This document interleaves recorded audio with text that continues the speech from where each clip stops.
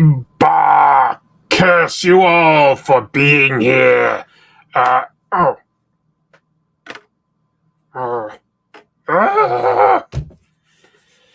Just kidding, folks. It's me. Welcome to the Weekly Spinner Rack. I'm your host, Chris, and we are going to talk about comics. Oh my gosh. This is always a super fun show to do because we are coming out of the San Diego Comic-Con weekend, pretty much the biggest American convention in terms of the announcements that get shared. I guess New York has slightly outpaced it for overall people that attend, but this is going to be a huge one. We are going to have so much fun. And there were also some really interesting comics that came out. The debut of Kirkman, Joe Casey, and Andy Kubert's book Terminal. Issue 300 of Ninja Turtles. That's a huge accomplishment. So we've got some really fun stuff like that to talk about. Let me just acknowledge, just before we get too far, this is always exciting. Thank you, Larry, for this generous super chat. That's a great way to start off the show. Tell you what, that'll give me a little bit of energy, and it earns you a double salute. And if any of you intercepted that double salute, so be it. You got an extra double salute. All right. Larry says, hey, Chris, proud to say I'm seeing Spidey on Thursday in Forest Hills, Queens, his hometown. I'm seeing it Thursday, too. Like 10 minutes from me. Is it just me, or is it really weird that Sadie is doing press but can't say anything? Is it a secret for the masses or just the nerds? Yeah, technically, we still don't know for sure who Sadie Sink is playing in this movie. Obviously, a lot of nerds have reason to think that it could be Jean Grey, the introduction of, mutants, X-Men formally into the MCU. But technically, we don't know that for a fact. We really don't. It's just been a weird assumption, and she could be playing a character from Spider-Man lore for all we know. It must be really tough as an actress to go around going like, oh yeah, this movie's great. I know you really don't see me in the commercials and I can't say who I'm playing, but trust me, go see this movie. That is putting her in a very strange position. But I'm also glad that we don't know, because I do think, as much as I love most Marvel movies, they give away way too much with their trailers. I think it's safe to talk about Thor Ragnarok because it's quite a while back. But can you imagine how much more fun that movie would be if we didn't know that the Hulk was in it until he appeared? That would have been an incredible and very satisfying surprise. So, maybe this will give them some more confidence in holding some of that stuff back. I mean, I strongly suspect they're holding back a bunch of stuff from the upcoming Avengers Doomsday movie as well. And I'm all for that, honestly. I think that's a good move. Anyway, let me just adjust this. It looks like I'm just sort of aimed slightly low. Is that a little better? Yeah, I just felt like I had like no headroom. All right. So tell you what, let's get started with the news because I'm so excited to chat with everybody about this stuff. I think we're going to have a great time. Let me get set up the news. We're sitting on top of the story of the century here. Put an ad on the front page. Cash money for a picture of Spider-Man. He doesn't want to be famous, and I'll make him infamous. Hi guys, this is April O'Neil from Channel 6 News, and I am here in beautiful New York City.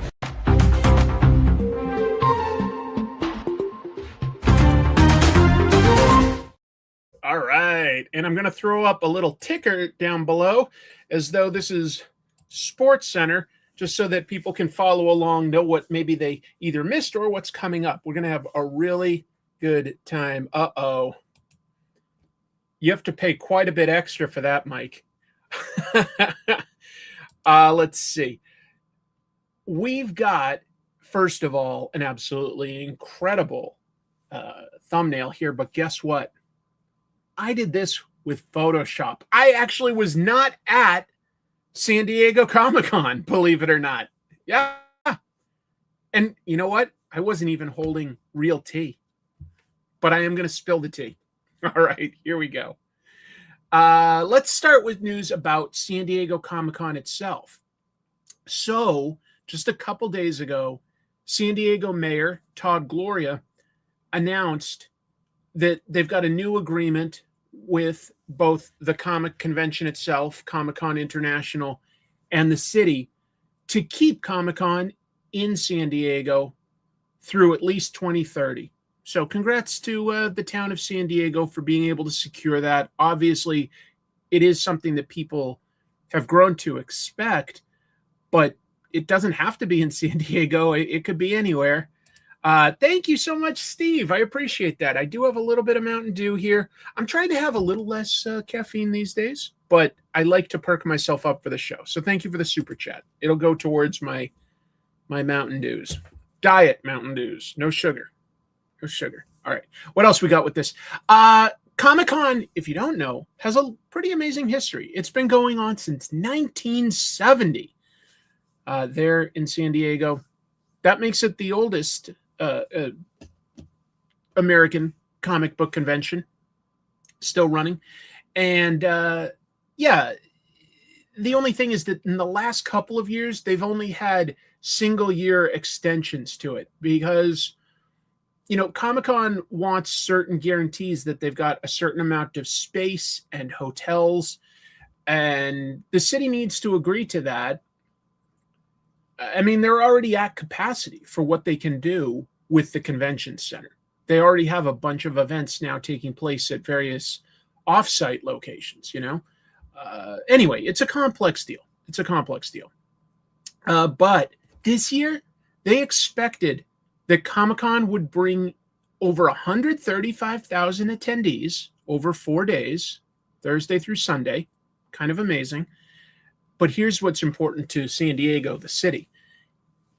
It's projected to earn the city over $160 million of revenue. To get that in one weekend is pretty amazing. You know, that's more than a sporting event will typically get. It's a tremendous amount of money. You know, hotels, restaurants, various merch and transportation. It brings in a lot of money to the economy from outside. So it's a big deal for San Diego to keep this.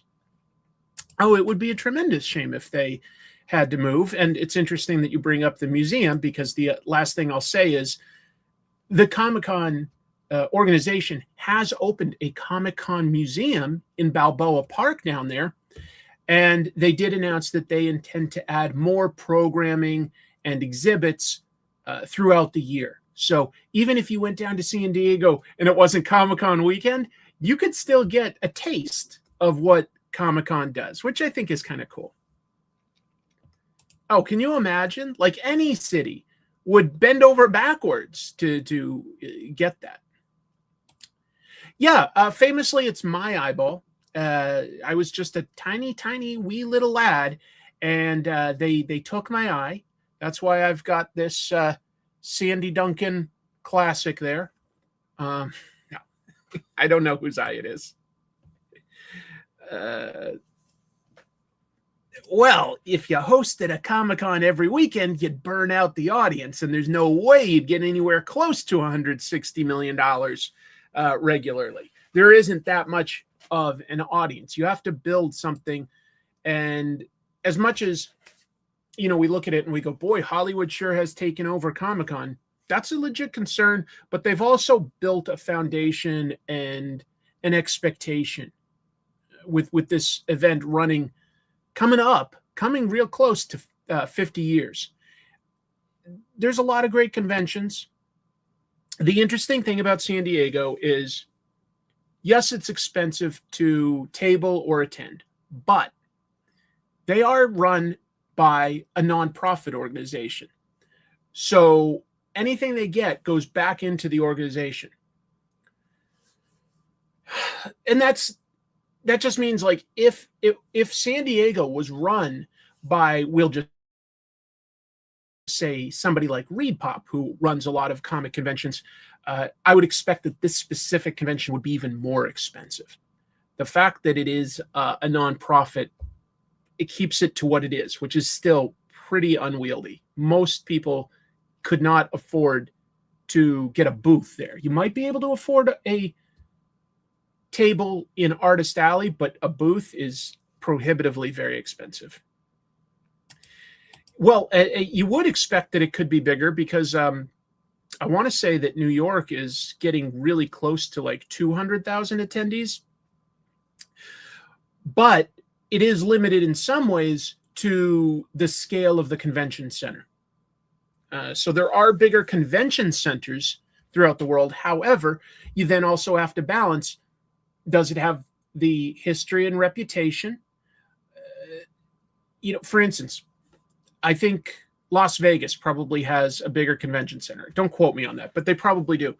But it doesn't have that history, and there's a lot of distractions if you went to that city. So there's a lot of reasons why San Diego works well. You can count on good weather.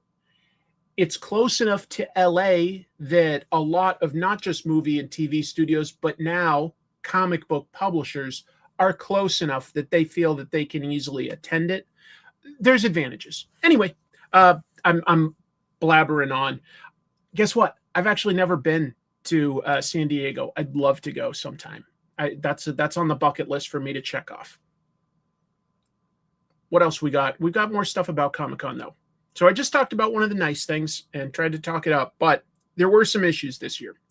There were some serious issues, starting with, according to Bleeding Cool, there were actual fist fights on the show floor, specifically over the very rare comic Batman the Dark Knight Recreated that was available at Felix Comic Arts booth. Yeah, sounds ugly. Sounds ugly. Great point. Yes, there's restaurants and entertainment, but it's not the same as the safer and homier feel of something like the Gaslamp District. If you don't know what this is, let me explain. Dark Knight Recreated was a fan project where they were, over the years, this has been going on for, over 5 years. Fans have been commissioning recreations of pages from Dark Knight Returns, the seminal Frank Miller book, by top comic creators, and then they put that together as a fan project. So it isn't official, but it's just them printing fan copies to give to who they see fit. They're not selling this on the open market, so it isn't really violating a copyright. It's close, but it isn't. It isn't breaking any laws. Anyway, they gifted a bunch of these fan-made copies to Felix Comic Art, which he was going to sell for charity. As you can imagine, a book like this, we're saying less than 50 copies, I believe, were at Comic-Con. And I have no idea what it's selling for online. I should have looked it up. Maybe somebody wants to. Dark Knight Recreated. I bet that there's got to be at least some sort of auction out there for a ridiculously insane price. But yeah, apparently people started fist fighting over it, which I would say it doesn't happen a whole lot at comic conventions. But I think, what was it, like 3 years ago? Some people were fist fighting over getting Peach Momoko to sign stuff, which is very sad. Yeah, it's when you've got a super limited supply and then you bring all the people that are interested in it to the same place, makes it a dangerous scenario. Let's see. Guess whose upstairs neighbors flooded the apartment when no one was home? Oh man, I am so sorry, Beowulf. That good luck, man. That's terrible. That's terrible. Comic-Con also had complaints, and this is why I'm using these images, of fans who had bought something called first seating wristbands. So they paid a premium above getting into the convention for these wristbands that would get you priority seating at panels. You were allowed to get seated first. However, people had this. Some of them camped out for up to 2 days to get into the big Hall H for Marvel's big panel. and then they didn't even get in. So they paid extra, camped out for 2 days, didn't make it in. That's how popular this is. Yeah, I believe they only printed 50. Here's why that happened, though. Hall H is so big, and they have the panels like within like 15 minutes of each other.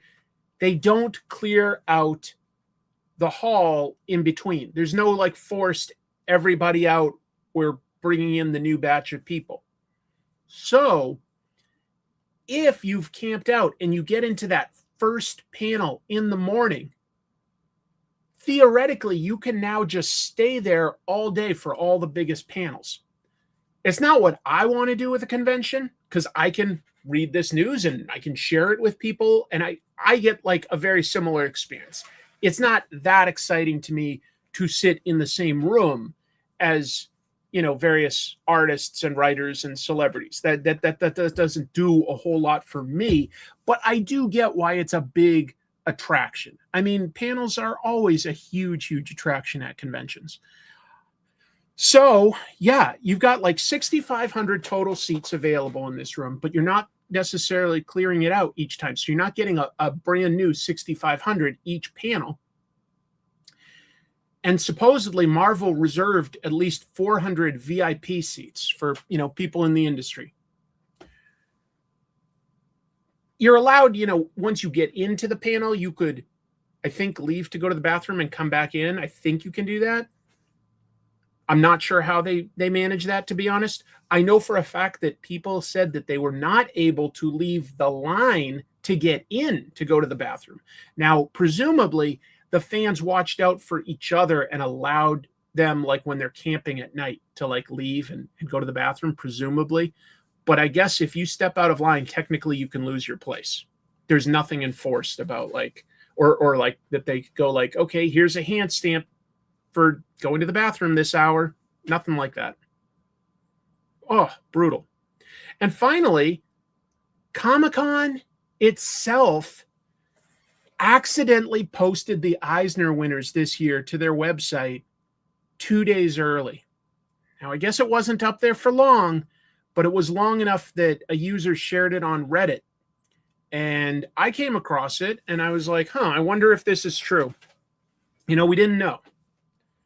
Oh, I see.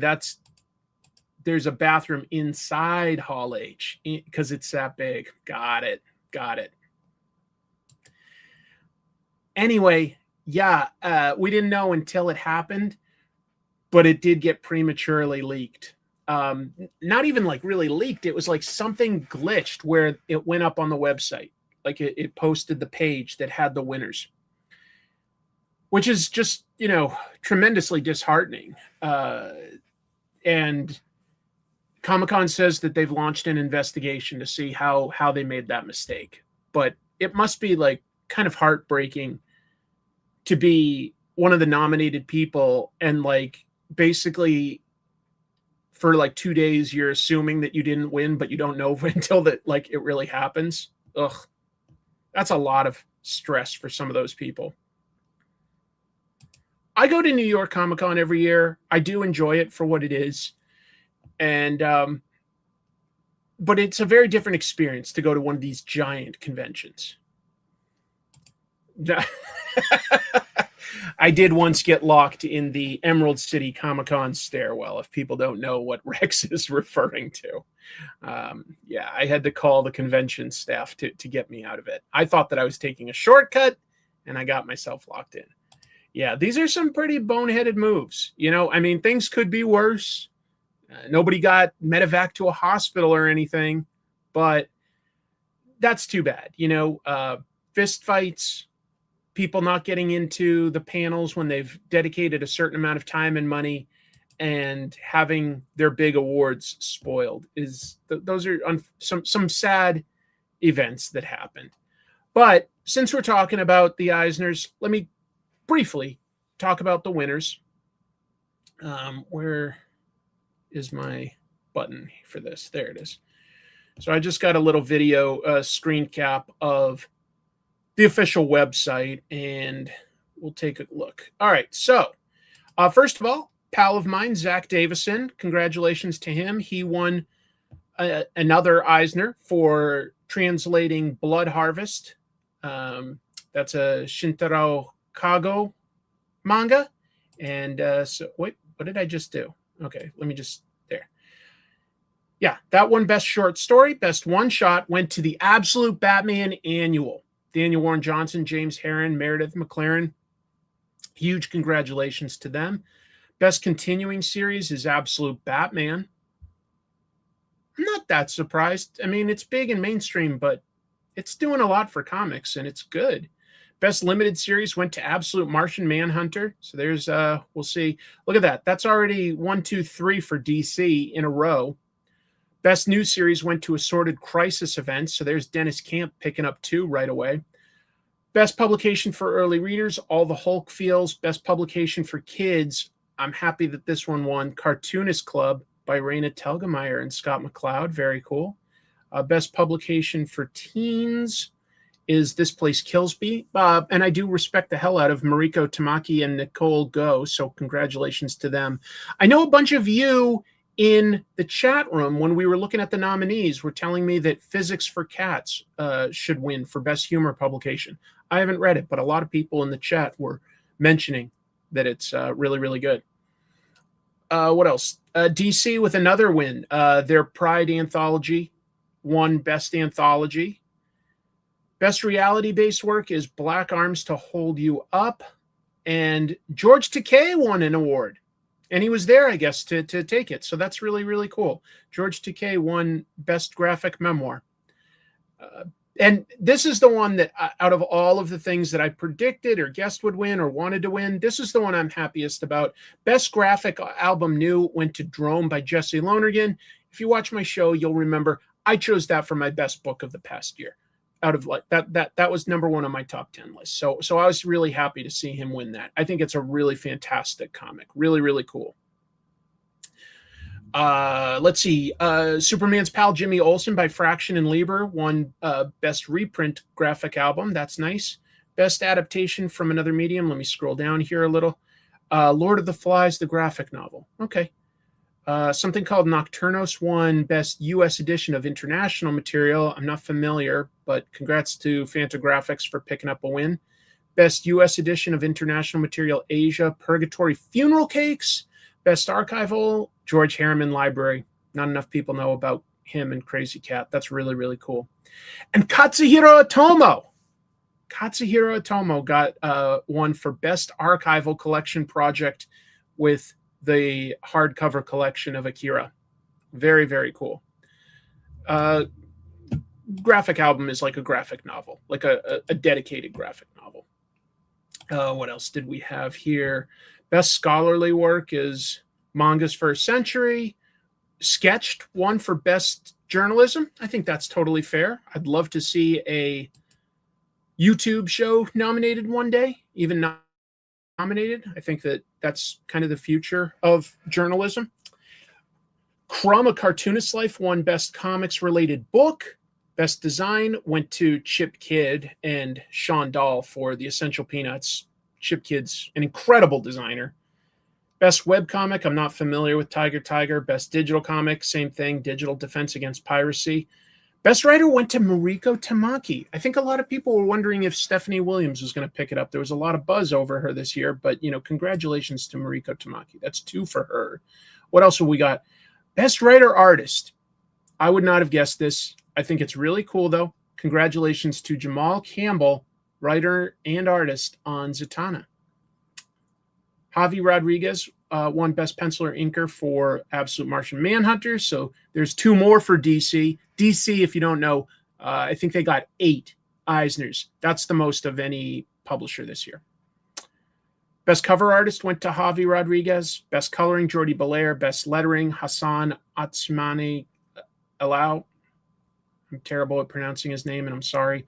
And then here, last thing, real quick, is the Hall of Fame. So the judges entered Bob Bowling, Jerry Conway, love Jerry, love Dennis Cohen, glad that he could get in while he's alive. That's really exciting. Edwina Dunn, Mike Friedrich, Oliver Harrington, Don Heck, Abe Knegson, I'd have to remember who that is. Lee Mars, Go Nagai. I'm going to make an episode about Go Nagai sometime in the near future. Paul S. Newman. Hector Esterheld. He's the writer, among other things, of The Eternat, El Eternata. And I strongly recommend that. Tom Palmer Sr., great inker. Bud Plant, pioneer with indie comics, importing and publishing. Mike Royer, Dave Sim, Jimmy Swinnerton, Carol Tyler, Rick Veach. Had him on as a guest not too long ago. So congrats. And then the voters voted in these four. Colleen Duran, Jeff Smith, Akira Toriyama, rest in peace, and Chris Ware. Very eclectic, very cool. And finally, there's always a retailer that wins an award, and that went to a somewhat local comics shop for me, Books with Pictures down in Eugene, Oregon. So congratulations to all those people. I think that's a really, really interesting list of books. I would definitely consider keeping some of this in mind and using that as a recommendation for books to check out. It's such a good book. It moves at a great pace because it was published as a like a serial. Really moves at a great pace. Go Nagai is just incredible. Really, really influential for manga. Really, really cool. Tiger is Finnish. Good for them. Nice win. Campbell is knocking it out of the park. Yeah. All right, folks. Here's some good news. Our long worldwide national nightmare is over. I can confirm to you, Jeff Loeb announced at Comic-Con that there will not be a Hush 3. No Hush 3. You can relax. You can sleep well tonight. Hush 3 can't hurt you. However, there will still be a Hush 2 Part 2, just to be clear. So Jeff Loeb said that Hush 2 Part 2 will have major implications for Batman in general.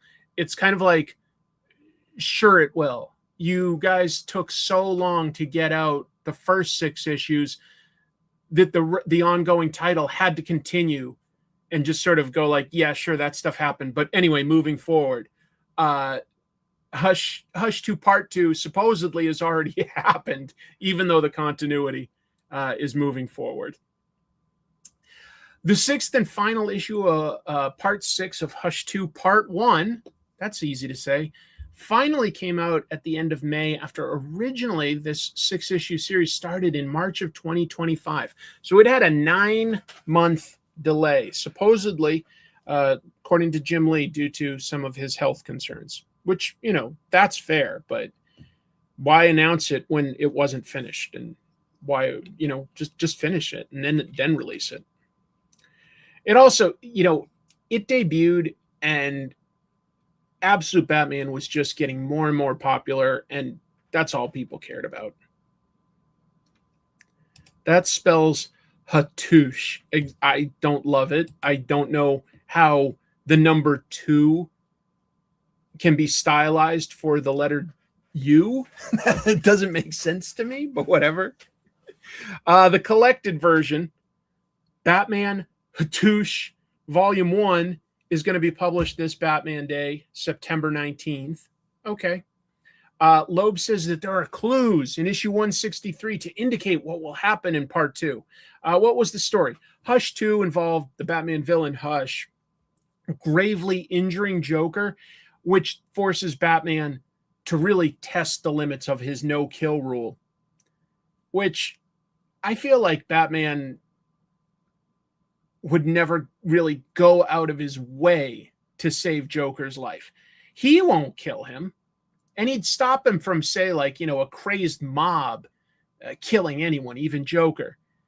But Joker is a mass murderer, and I just don't think Batman's going to be like, I have to put everything to the side to keep this guy alive. That's not really what a no-kill rule is. You know what I mean? Would any of us, if, like, who's like somebody that everybody despises? I don't know.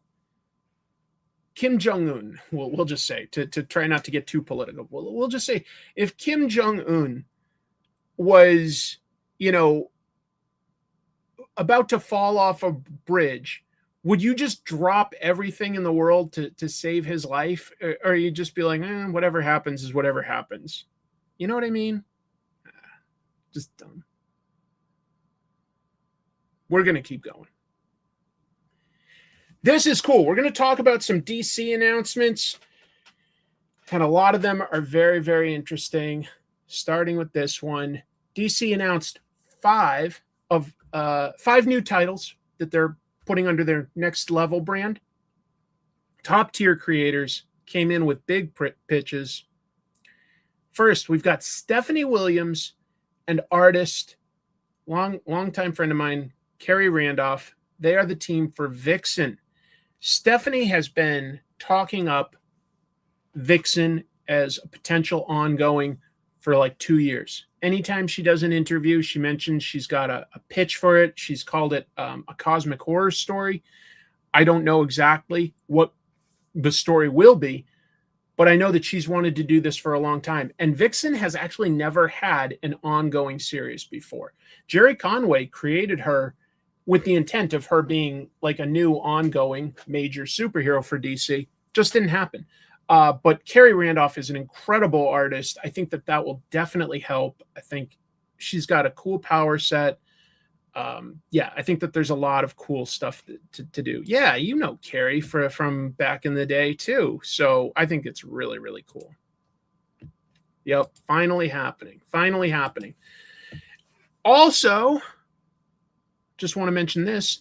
Stephanie posted to her Instagram that she's going to be bringing Marilyn Midnight, who's a pretty popular newer superhero character, to Metropolis.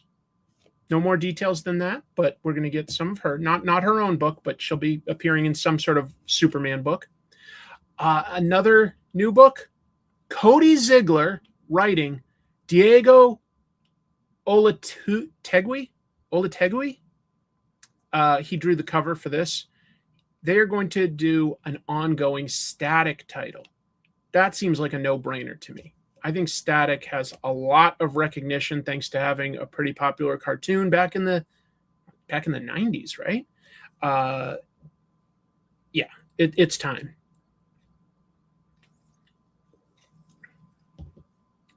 Only a tease for this one, but Morgan Hampton, who won the Top Cow talent search and is writing Green Lantern Corps these days, he's going to be writing a Steel series. I think that out of DC's black characters, I'm pretty sure Steel has the longest run in the company history, but Steel is coming back. Steel's a good character. John Henry Irons specifically. Anybody that's watched my show for a while would be able to have put the dots together shortly after last year's New York Comic-Con based on the interview I did with Scott Snyder. But it was finally confirmed. James Herron writing and drawing Etrigan the Demon. Very cool.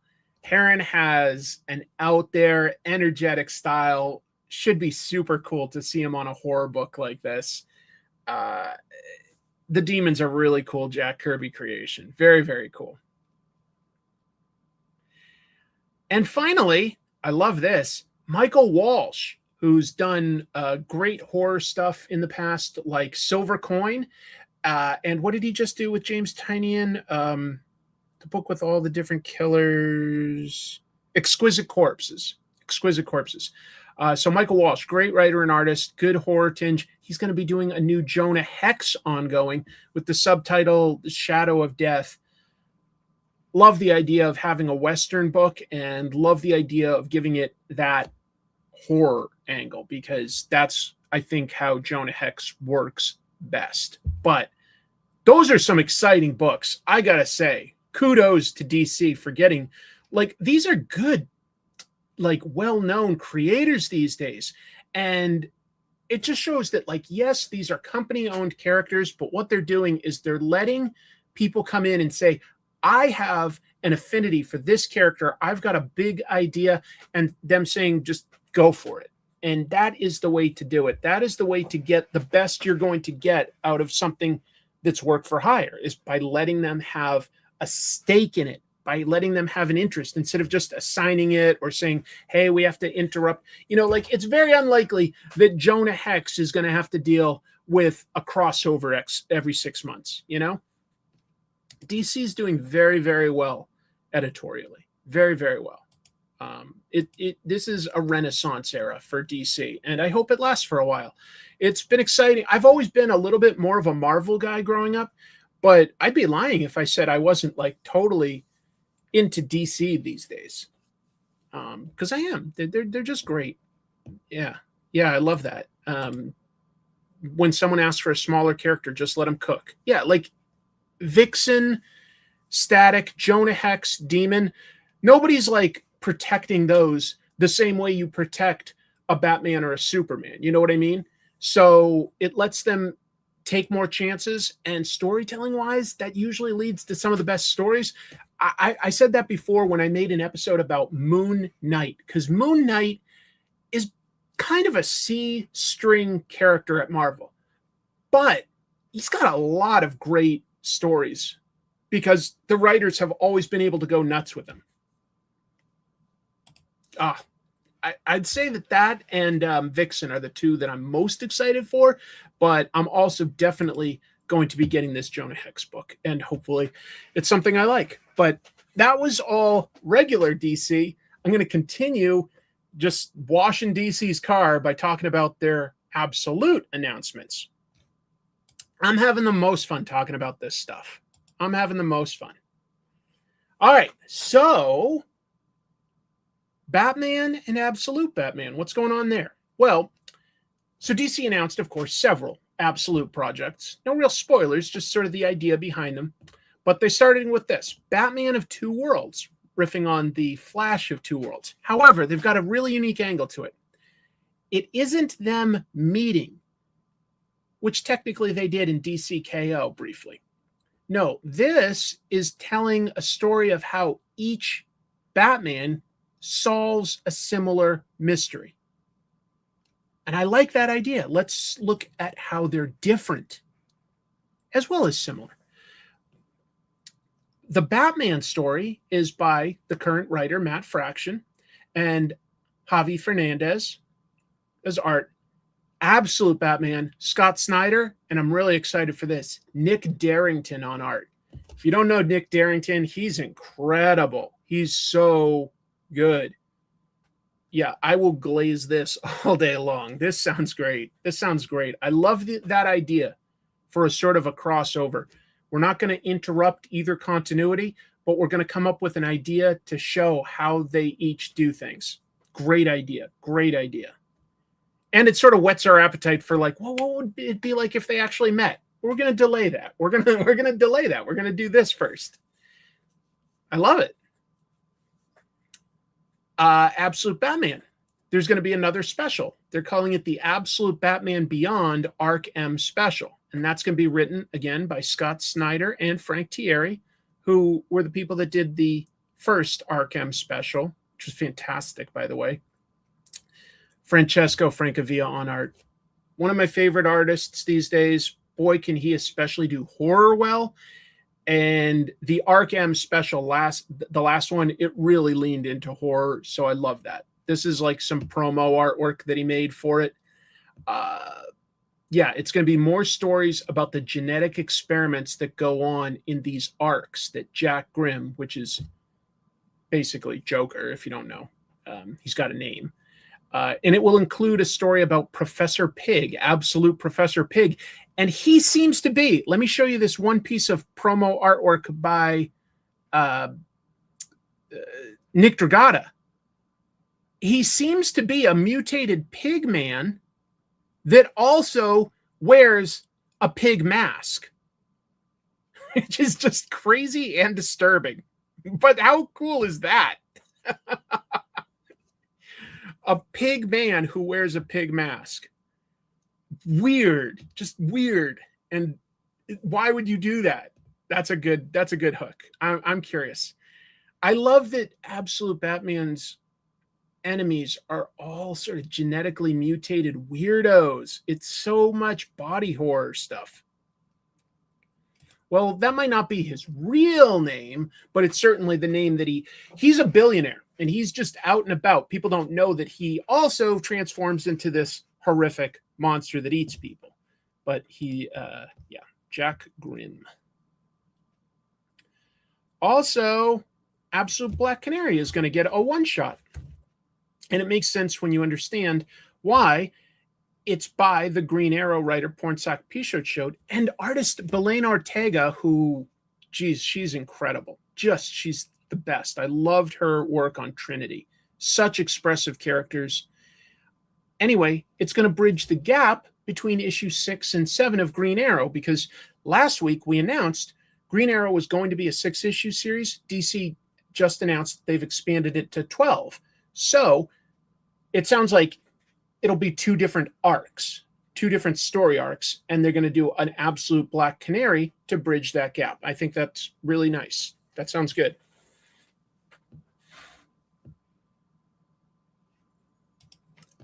Professor Pig is a really cool idea to get at, like a slightly newer villain to experiment with. I like it.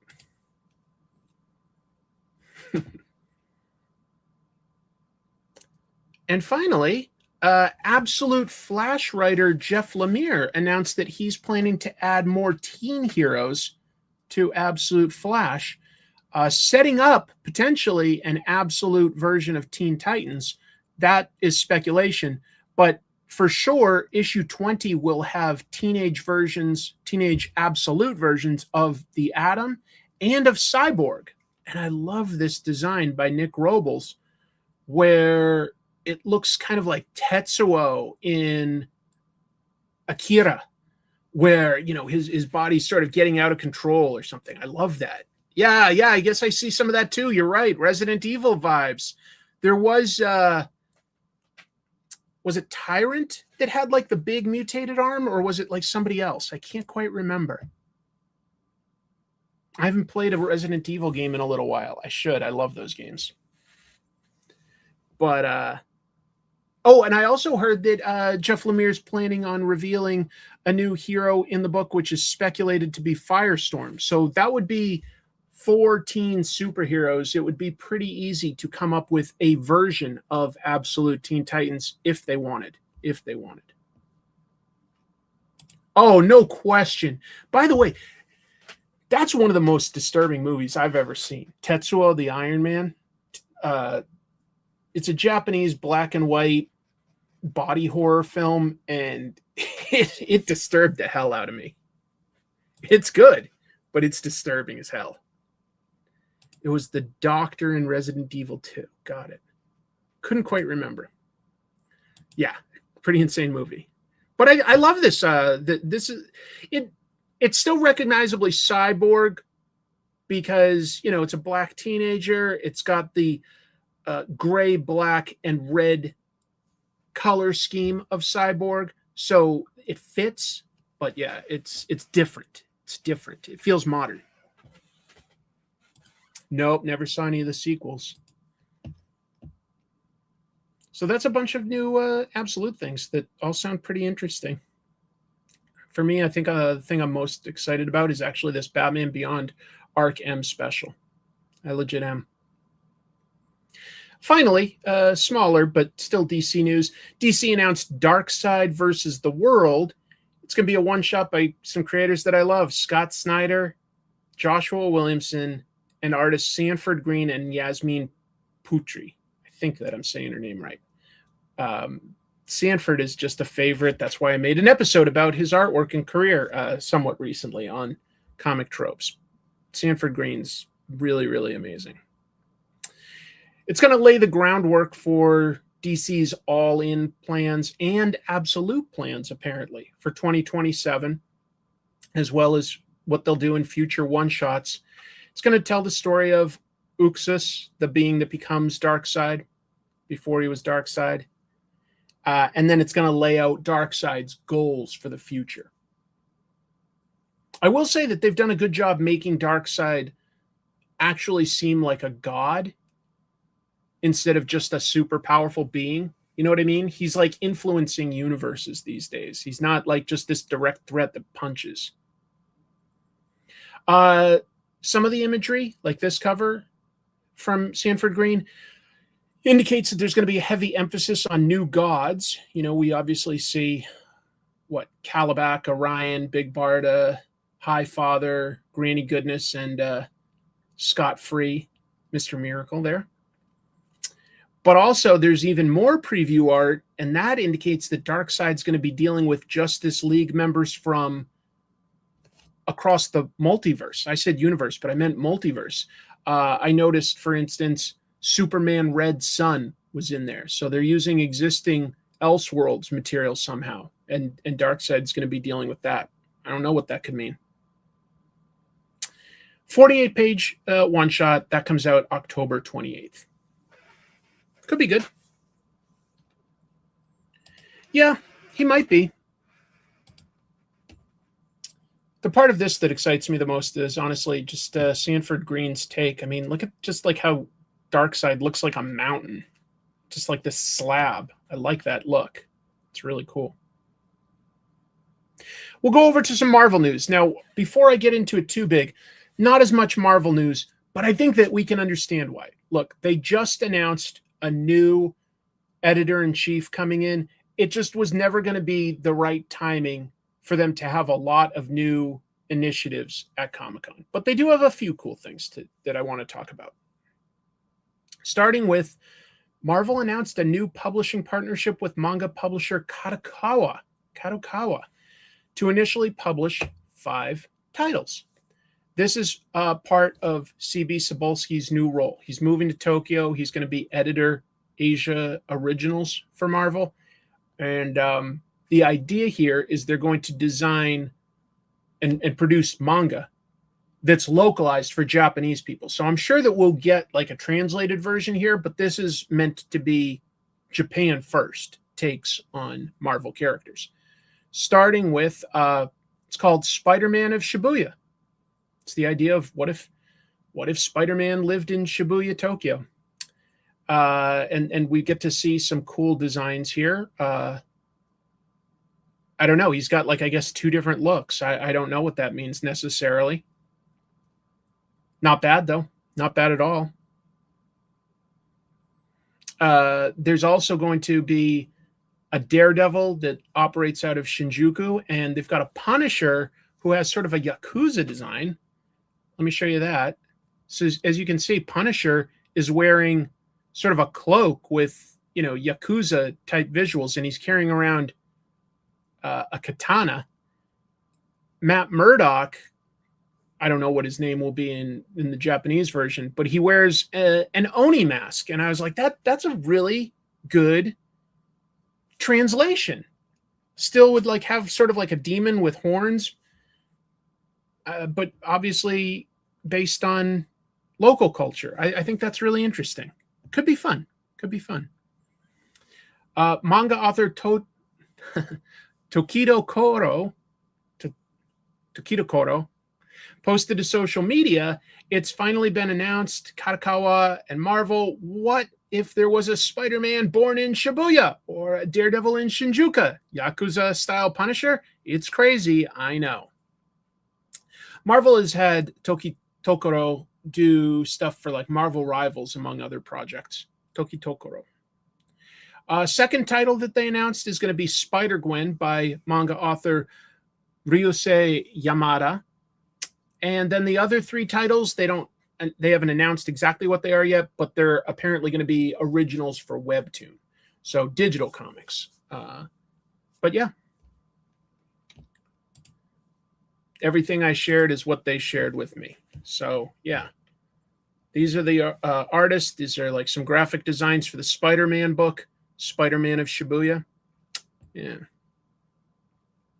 I mean, he does seem to have red hair, so it's very unlikely that he's Japanese, but maybe he's half Japanese. I don't know. That's true. That's right. The 1989 Punisher, he was going up against the Yakuza. That's really cool. I like the designs. I hope it's good. I hope it's good. Here's another Marvel thing. Actually, a few Marvel things, just to be clear. So they announced they're going to do a 5-issue Indiana Jones limited series. They've been doing tons with Star Wars, of course, but they haven't done a whole lot with Indiana Jones. That seems like a property that would do very well in comics. I'll tell you something. They're going to announce a team here that I'll share, and it's a good team. But I'll tell you who I would choose to write this, or for like the next series. The team that's doing The Brutal Dark. Chris Condon and Jacob Phillips, because if you haven't read this book, it is also set during World War II, and it involves Ezra Kane is a former soldier. He also studied to be an archaeologist, kind of abandoned all those plans, and he works as a private detective. So it's got a little bit of, Maltese Falcon type intrigue, but also a lot of Indiana Jones pulp adventure with supernatural items and Nazis and stuff. And I think that this team would do an incredible job on Indiana Jones. Get Chris Condon and Jacob Phillips. But let me tell you who is doing this. Jason Aaron and Aaron Cooter, with a cover here, if it isn't obvious, by Brian Hitch.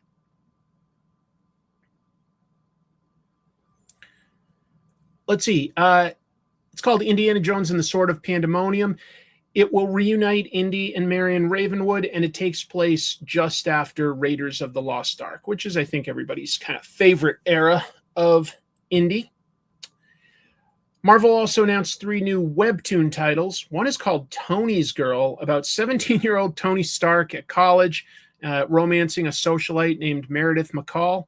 We've got That Time Deadpool Fell into Webtoon and Found the Longest Title of All Time. Obviously, it's just like what it sounds like. Deadpool gets sucked into a webtoon and goes across various webtoon type stories, breaking the fourth wall.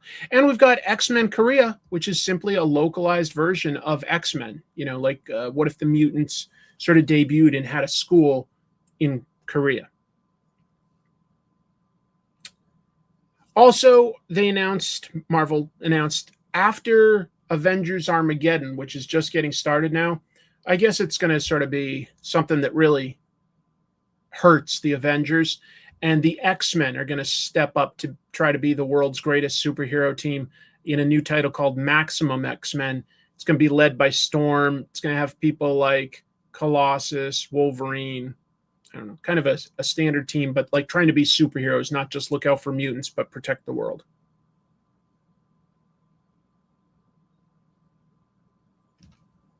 Their school would have the fastest internet ever. X-Men Korea, subtitle, Fast Internet here. So that was everything for Marvel's comics. However, they did have one more thing with Marvel Studios. You probably already heard about this, but I'll recap it anyway. Marvel Studios had that big Hall H panel, the one that lots of people couldn't get into that I started the show with. They announced their plans for the future, including Ghost Rider and Black Panther 3. Those were 2. And, of course, there was a lot about Avengers Doomsday with, close to 70 people up on stage. They just had the actors all just sort of stand there. They did have a funny bit where Ryan Reynolds dressed up in a denim version of Deadpool's suit and was walking around the Comic-Con taking photos with people for most of the day. Nobody knew that it was really him. And then he came and asked a question of the audience of why Deadpool wasn't in Avengers Doomsday, which is pretty funny, admittedly. It's a funny little clip. So, Kevin Feige introduced Ryan Gosling and director Sean Levy as the team bringing a Ghost Rider movie supposedly set for 2028. That team, along with the writer, who they also announced would be writing both Starfighter and Ghost Rider, I forget his name, but they're currently doing that movie, Star Wars Starfighter in 2027, and then they'll roll right into working together again for Ghost Rider. And I know what you mean. Yeah, Marvel really dropped the ball by announcing Mahershala Ali. He supposedly came to Marvel by saying, like, I love Blade, I want to play Blade. And they were like, yeah, but they never fit it in. And it's very disappointing.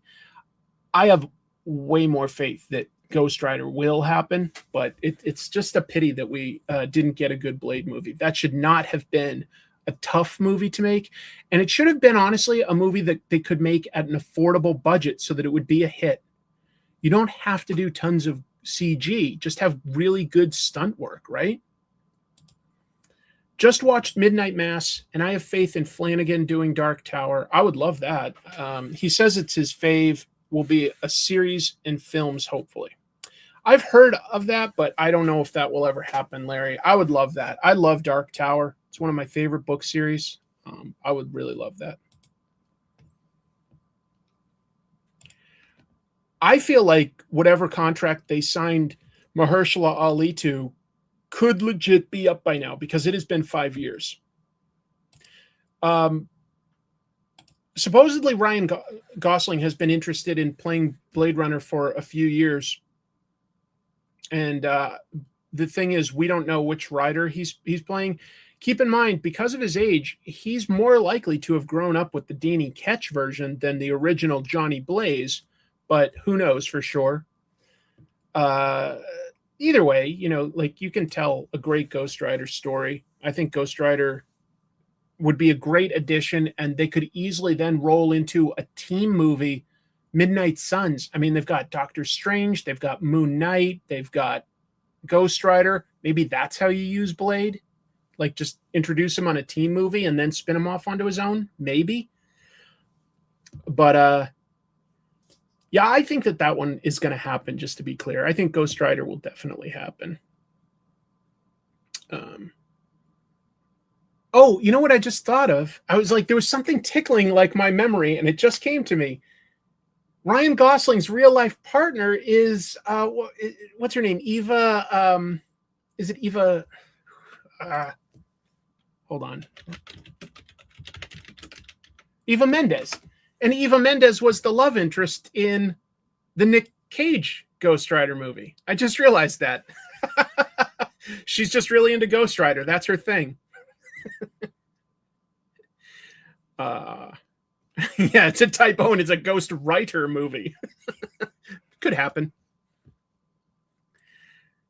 What else?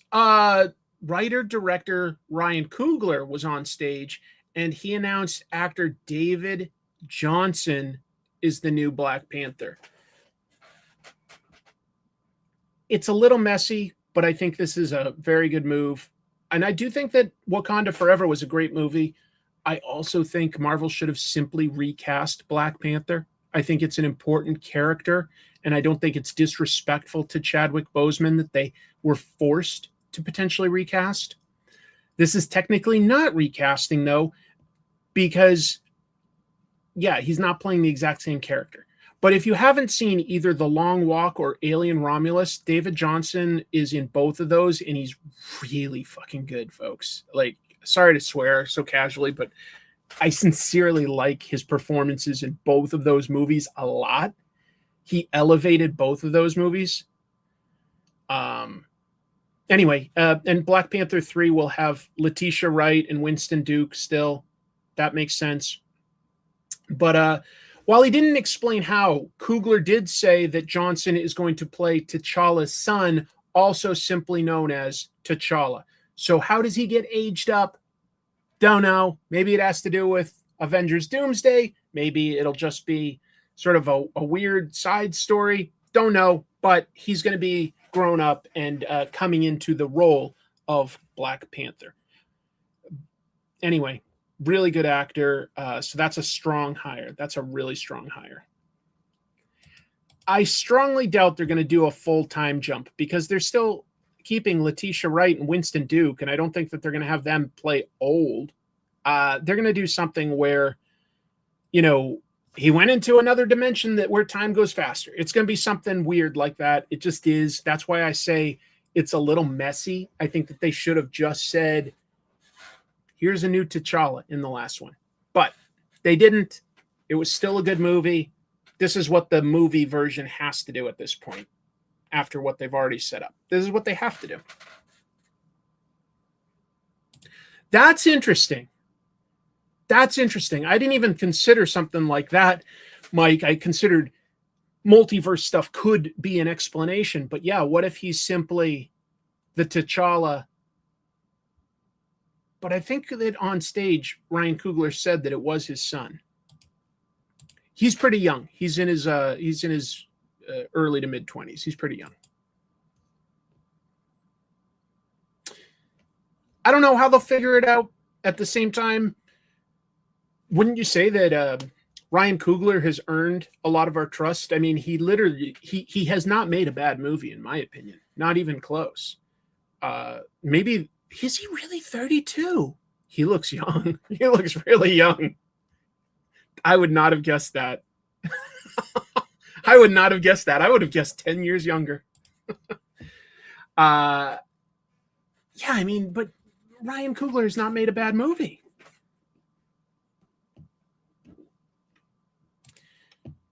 No, hold on. The one guy that did all three Ant-Man movies. So that was a trilogy with the same director. Little man. Damn you. Yeah, he made Black Panther and Wakanda Forever. And I would say if I looked at the entire Ryan Coogler oeuvre, I'd put Wakanda Forever at the bottom of that, but I'd still call it better than most of the Marvel movies. It's quite a good movie.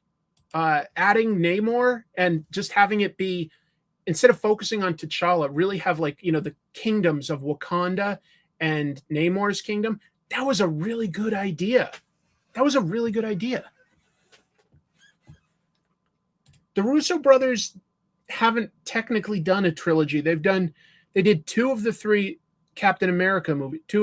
Captain America movies, and they'll have done by the end here 4 Avengers movies, but they didn't make the first 2. So it's like, it's not quite a trilogy. You know what I mean? I like their take on Namor quite a bit. I thought Namor was cool. Okay, and I'm not the only one. Good. I'm not the only one. Got one person in the corner. All right, what else have we got? That was everything from Marvel, I think. We'll go over to Skybound. Skybound surprised everyone last month, actually just over a month ago, by putting a surprise issue of ROM and Mask Origins as potential things you could get in the blind bag for Mask issue 1. But they just announced they are publishing each of these books for everybody. They'll have retail regular editions August 26th. I'll definitely be picking those both up. They also announced some upcoming stuff on each of their Energon Universe books. So, first of all, these are all little things, but fun. Transformers is going to have the new Autobot, Thundercracker. Used to be a Decepticon. Now he's an Autobot. Join the Aerial Bots. He's going to replace the late Slingshot so that Superion finally has all of his limbs. That's a fun idea. Turning a Decepticon jet into a member of this team. He's got a different color scheme, so he'll always sort of stand out, but I like that. G.I. Joe is going to add an original character. They've done a couple of those, like Risk, but this is called Major Medusa, a new Cobra, and just from the designs and the covers that I've seen, she seems to have Crystal Ball's abilities. Crystal Ball in the Energon universe can use Energon to create dire tech. It basically takes people's deepest fears and turns them into green energy constructs. Not quite like, what do you call it? Not quite as strong as like a Green Lantern. It's more just, it's a creepy semi-supernatural thing that still has a science basis. What else we got? For Mask shared designs at their panel for Matt Tracker's son Scott, but also his robot pal T-Bob.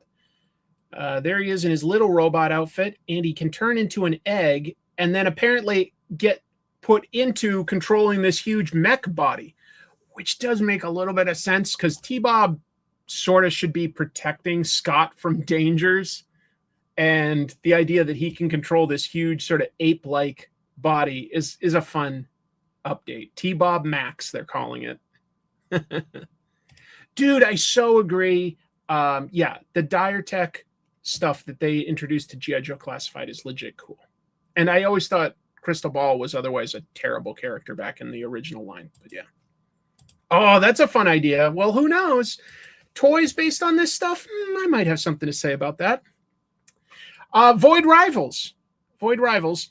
Just wanted to add that Void Rivals shared that ROM is going to be aiding the cast there, Derek, Salila, and Pythona, against a new villain, Predacron.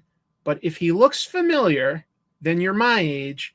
Predacron is definitely the Energon Universe version of this weirdo called Predacon then. And yeah, it was a G.I. Joe figure. G.I. Joe in its final year for the vintage line, 94 to 95, they introduced some sci-fi concepts. They had G.I. Joe Star Brigade. They had a bunch of G.I. Joes in spacesuits, and they introduced 3 alien bounty hunters, including the 4-armed Predacon. Obviously, they changed it for Void Rivals to Predacron because there are also Transformers called the Predacons, and I think they don't want to confuse that. But I got to admit, this drawing looks way cooler and fits way better in the book Void Rivals than it ever did in G.I. Joe lore. But it is technically a Hasbro property. So Robert found a way to repurpose like one of the weakest elements of G.I. Joe into something that looks like it absolutely would make sense in Void Rivals. Kudos. That's pretty impressive. I also think this is interesting. This version of ROM clearly has some sort of biomechanical arm. His left arm is not robot. It's, I don't know what. I haven't read that ROM single issue yet. So anyway. Some pretty weird stuff, but I think it looks like fun. And what do we have here? We have an original toy based on the Energon universe. So, yeah, it does look insectoid-ish. I agree with you. Chitinous. Well, maybe that's why Pythona and Cobra Law is okay with them joining them, because they hate technology, but they like that kind of stuff. Anyway, Hasbro announced at Comic-Con an official Transformer based off the Energon universe. This guy, Shredhead, who was an original Transformer created by Daniel Warren Johnson for his run. A couple cool elements to this. The toy comes, as you can see in the second photo especially, with painted art that is absolutely done in the style of what Daniel Warren Johnson had drawn. If you don't know, the story real quick, there's a girl on Earth named Carly. She befriends the Autobots, but she's a musician and she goes around in a van that she's spray painted. And and eventually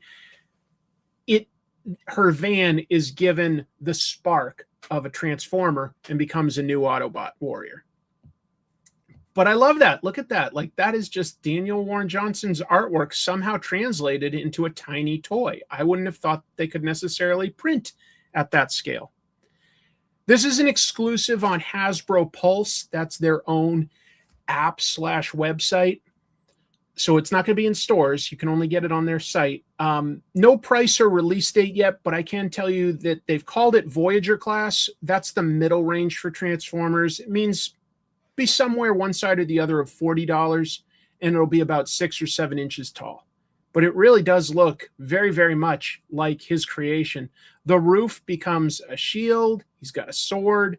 He's got this whole like badass 80s, Viking type monster art all over him. Some really cool colors to offset it. Really, really fun. Exclusive means anybody can order it. It's just that that's where you'd order it from. Does Shredhead know the A-Team? Yeah. I never picked up on that. I bet that they did name her Carly, as in she's friends with the Autobots, because she was on the original cartoon. I bet you that I never picked up on that, but she probably was named Carly as a pun, an intentional pun. What else? One more thing from Skybound is Amazon announced that they picked up a full series adaptation of Stillwater. That's a horror comic that was by Chip Zdarsky and Ramon Perez. It was an 18-issue series, and it involves a town where you cannot age or die within its borders. And so the town has really strict rules on who they allow in. And once you're in, you do not leave because they do not want this secret getting out. You cannot leave the town. They will kill for it. The show's picked up for an 8-episode live-action season written and produced by Greg Berlanti, who seems to produce every comic book show these days, but also Carly Ray, who worked on both HBO's Watchmen and Westworld shows, which I know got critically great reviews. So hopefully that's a good thing. Hopefully. The house repairs have technically started, but boy, are they going slow. So far, all we've actually physically had done is we had our insulation redone, and we've chosen what kind of flooring we're going to do. But first, we have to have the drywall redone across the entire level and then painted. So we're trying to schedule some time. It's slow. It'll take a few months, but thanks for asking. I read Stillwater. Stillwater was great. Good characters, very creepy, disturbing premise. Very disturbing, actually, the implications of it. So hopefully it's good. Good for Chip Zdarsky and Ramon Perez. And this is kind of a little thing, but I wanted to put it on people's radar. Sanford Green announced at Comic-Con a new version of Bitterroot. It's by, of course, himself and writers Chuck Brown and David F. Walker. They're calling it Bitterroot Black and White because he credited Daniel Warren Johnson with his idea of the successful black and white edition of Do a Powerbomb that's coming out right now and how well it's selling. And so they decided to do something similar. They're going to release the raw ink black and white version of Bitterroot. I think that should be fun. I like black and white art a lot, nothing against colorists. I just really love reveling in the shading or the screen tones, the decisions for textures. I love seeing it in black and white. It's very pleasing to my eye. From what Green said, it sounds like they're going to release 2 volumes. Volume 1 is going to have issues 1 through 3, and then Volume 2 will have issues 4 through 5 and a new short story. So a reason to pick that up. Very cool. If you haven't read it, Bitterroot is fantastic. Really, really good book. If you liked Sinners, you'll like Bitterroot. Similar vibes, some similar ideas. Not the same, but similar enough that if you enjoyed one, you're probably going to really love the other. I think, you'd like it, so I wanted to put it on people's radar.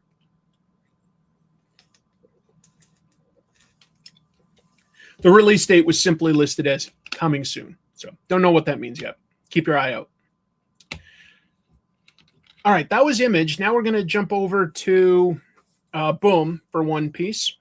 James Tynion IV and the other writers and artists that work with his company, Tiny Onion, had a Slaughterverse panel at San Diego. They were talking a lot about upcoming stuff, including issue 50 of Something is Killing the Children, which will come out in October. So going to be a small pause because issue 49 came out this past week. So a few months off, and then issue 50 will come out in October. Tynion said this is a big deal for him getting to issue 50 because his longest run in any comic so far was 52 issues of Batman, but he signed a deal to do 100 issues of Something is Killing the Children. So Boom knows what it has on its hand there. They wanted to lock that in. 100 issues. It's going to be pretty big. Oh, good. You'll like it. I promise. It's good art, really cool story, amazing characters. The next arc they announced will focus on a battle between Erica Slaughter and the new hunter Bex, who was just introduced in the current arc, but that was a flashback arc, so now she's going to be all grown up. They revealed that Erica Slaughter is getting a Funko. I mean, I'm not into Funkos, but apparently Funkos are still quite popular. Did not realize that, but they are. Also, they're going to have a Kickstarter sometime soon, September, technically, where you can get plush versions of if you read the book, hunters in that trap an evil spirit in a plush that meant something to them as a child. You can only get drafted to become a hunter if this occurred to you as a child. And it's something that they keep with them. I don't know 100% the rules on how and why, but it is, that's very tied into the mythology in the book. So that's a way cooler physical item to me than a Funko. But anyway, Funko will probably sell well. Werther Deladera was on the panel, and he said he was really excited to share his design for Swamp Thing. Sounds like it'll be kind of unique. That's for the upcoming book, Swamp Thing is Killing the Children. And Tynion revealed that he had that as an idea back when he was writing Batman, and he's taking it very seriously. The premise is there are two kids, an older brother who loves reading DC comics, including Swamp Thing, and a younger brother that's like kind of scared of those ideas. In the world of Something is Killing the Children, if a kid gets scared enough, that monster becomes real. So basically, this kid is terrified of his older brother's Swamp Thing comics, and he imagines a horrific version of Swamp Thing, and that's what enters the world. So a couple really cool things coming up. If you like Something is Killing the Children, you should be excited for its future. I mean, 100 issues, upcoming books, like literal books, spin-offs, physical items, and crossover type appearances. As soon as this becomes a TV show or a movie, it is just going to absolutely explode. Better to get in now before all the casuals do. Dude, how great would that be? That should be a stretch goal, that it should have like a speaker that you can like activate by like banging it or something. That would be awesome. That would be really cool. I don't know if Dave, are you talking to Dave from West Coast Avengers? I know he was here at the very beginning. I don't know if he was able to stay. I know that Dave is doing a lot to get ready his next claim sale that he's going to have on his channel this Wednesday, but we're also going to do a collaboration on Wednesday. I'm very excited. I'll talk a little about it when I draw at the end, when we do our cool down period. Speaking of Funko, I was stunned at this, but I got to share it because it's just so crazy, all right? So Funko had a big presence at San Diego Comic-Con, including having exclusives like a new Invincible that you could get there, or Radiant Black, which was glow in the dark, which I have to say is kind of cool, actually. Good for them. Apparently, these are still popular with collectors because I looked this up. The Invincible figure, limited to 500, okay? Pretty small edition.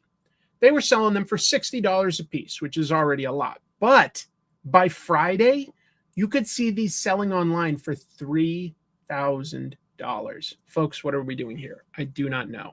I do not know. I don't know what Funko did, but they've changed their business model somehow, and they seem to be doing okay. Here's their new idea. Get ready for this. Pop Mystery, okay? And that's going to be blind bagged little Funko figures, blind bagged, which are popular. They've got K-pop Demon Hunters, One Piece, Warner Brothers horror movies, and plants. Okay, fine. But if you get them, the big idea is that this line will have a single one made for it, a 1-for-1 edition. And if you get that, the company says it will buy it back from you for $10,000. They're willing to, like, they're putting in each of these a single 1-for-1. If you get it, they'll pay $10,000. Obviously, the goal there is if they'll pay $10,000, that means that the market should pay more than that. So I think they're trying to just, manipulate the market and get people excited about this again. But even then, like, can you imagine like just opening one of these boxes and be like, I'd just be like, yep, sure, I'll take my 10,000. I'll take my 10,000, please. Crazy idea. I have no idea how to predict what that will do to the market, like the toy market. It's going to do something weird. What's it going to do? I don't know, but it's going to do something weird. I had to share that. Oh, we've got some Dark Horse news. So Dark Horse announced that Frank Miller is returning to them. I think that the last time he did a book with Dark Horse was back in 2018. He did that sequel to 300, Xerxes. I forget what the full title of it was. But obviously he's got a huge history with Dark Horse, Sin City, Martha Washington, 300. But yeah, so he's doing this new book, Invasive Species. He's writing it, and Ryan Benjamin is the artist. Originally, this was going to be, and it was solicited as part of the Frank Miller Presents line, which was had distributions with Abrams, but for some reason that all fell apart. That entity no longer exists. I believe that was Frank Miller and Dan Didio, right? But it didn't last long. The description is light. The original solicits mentioned that it takes place in a small town with taglines like, "Little Becky could fight the aliens if she could just get them out of her brain." So, yeah, it sounds like it might be some sort of a sci-fi body snatchers type story, right? Just a guess. No, but they had Frank Miller on that mural. Who did he draw? I forget. They grabbed somebody from him, right? Here's another Dark Horse thing. And I will recommend this right up front because this is a cool story. They announced they're going to release an 80-page, which seems short, but 80-page adaptation of the Stranger Things play that was on both the West End in England and Broadway up through the end of this year. Stranger Things, The First Shadow, and that comes out January. I saw it in person. It was amazing. It was a really good story, incredible effects. The story follows Henry Creel. He's eventually the guy that grows up to be the villain of the TV show Vecna, but it follows him as just like a teenager as he and his family move to Hawkins, Indiana in 1959 as he starts to develop his strange psychic powers. If you haven't seen it, I won't spell out how any of it happens, but it does explain how, the Upside Down universe was created. It explains how that was created. It explains its connection to Hawkins through a very specific scientist. And it introduces a lot of the characters that are parents in the show Stranger Things back when they were in high school. So it's got a Stranger Things vibe because it's still like a bunch of teenagers, but it's the previous generation. It worked really, really well. So I do recommend it. It was a good story. I loved it. IDW stuff. IDW announced a new creative team for Ninja Turtles, starting with issue 25. Matthew Rosenberg, who was on this show very recently promoting his creator-owned book that he's doing with his brother, If Destruction Be Our Lot, cool sci-fi robot book. He's also currently writing Spawn and I believe also King Spawn, if I'm not mistaken. But he's going to take over writing Ninja Turtles with artist Juan Cabal, who was one of Marvel's Stormbreakers, like basically somebody they found worldwide in their talent search. He's done some stuff. He's good. He's a good artist. Anyway, it's going to feature the Turtles' greatest enemies all teaming up to hunt them down over one night. The Turtles are just on the run through New York City being hunted by their villains. Sounds to me very much like the classic 1980s cult movie, The Warriors. Great movie. If you haven't seen it, really, really fun. Sounds like taking that concept and putting it into Ninja Turtles, which could be fun. The Last Ronin will continue as well with the increasingly unwieldy title. Listen to this. Teenage Mutant Ninja Turtles, The Last Ronin 3, Return for New York. I wish they just called it Last Ronin. Like, ditch the Ninja Turtles, or at least just shorten it to TMNT or something. But like, they basically always have 3 titles: Teenage Mutant Ninja Turtles, The Last Ronin 1, 2, 3, and then like a subtitle. And it's just way too much. Way too much. Can you dig it? Warriors is awesome. Come out and play. So many good lines. Ninja Turtles versus the Baseball Furies.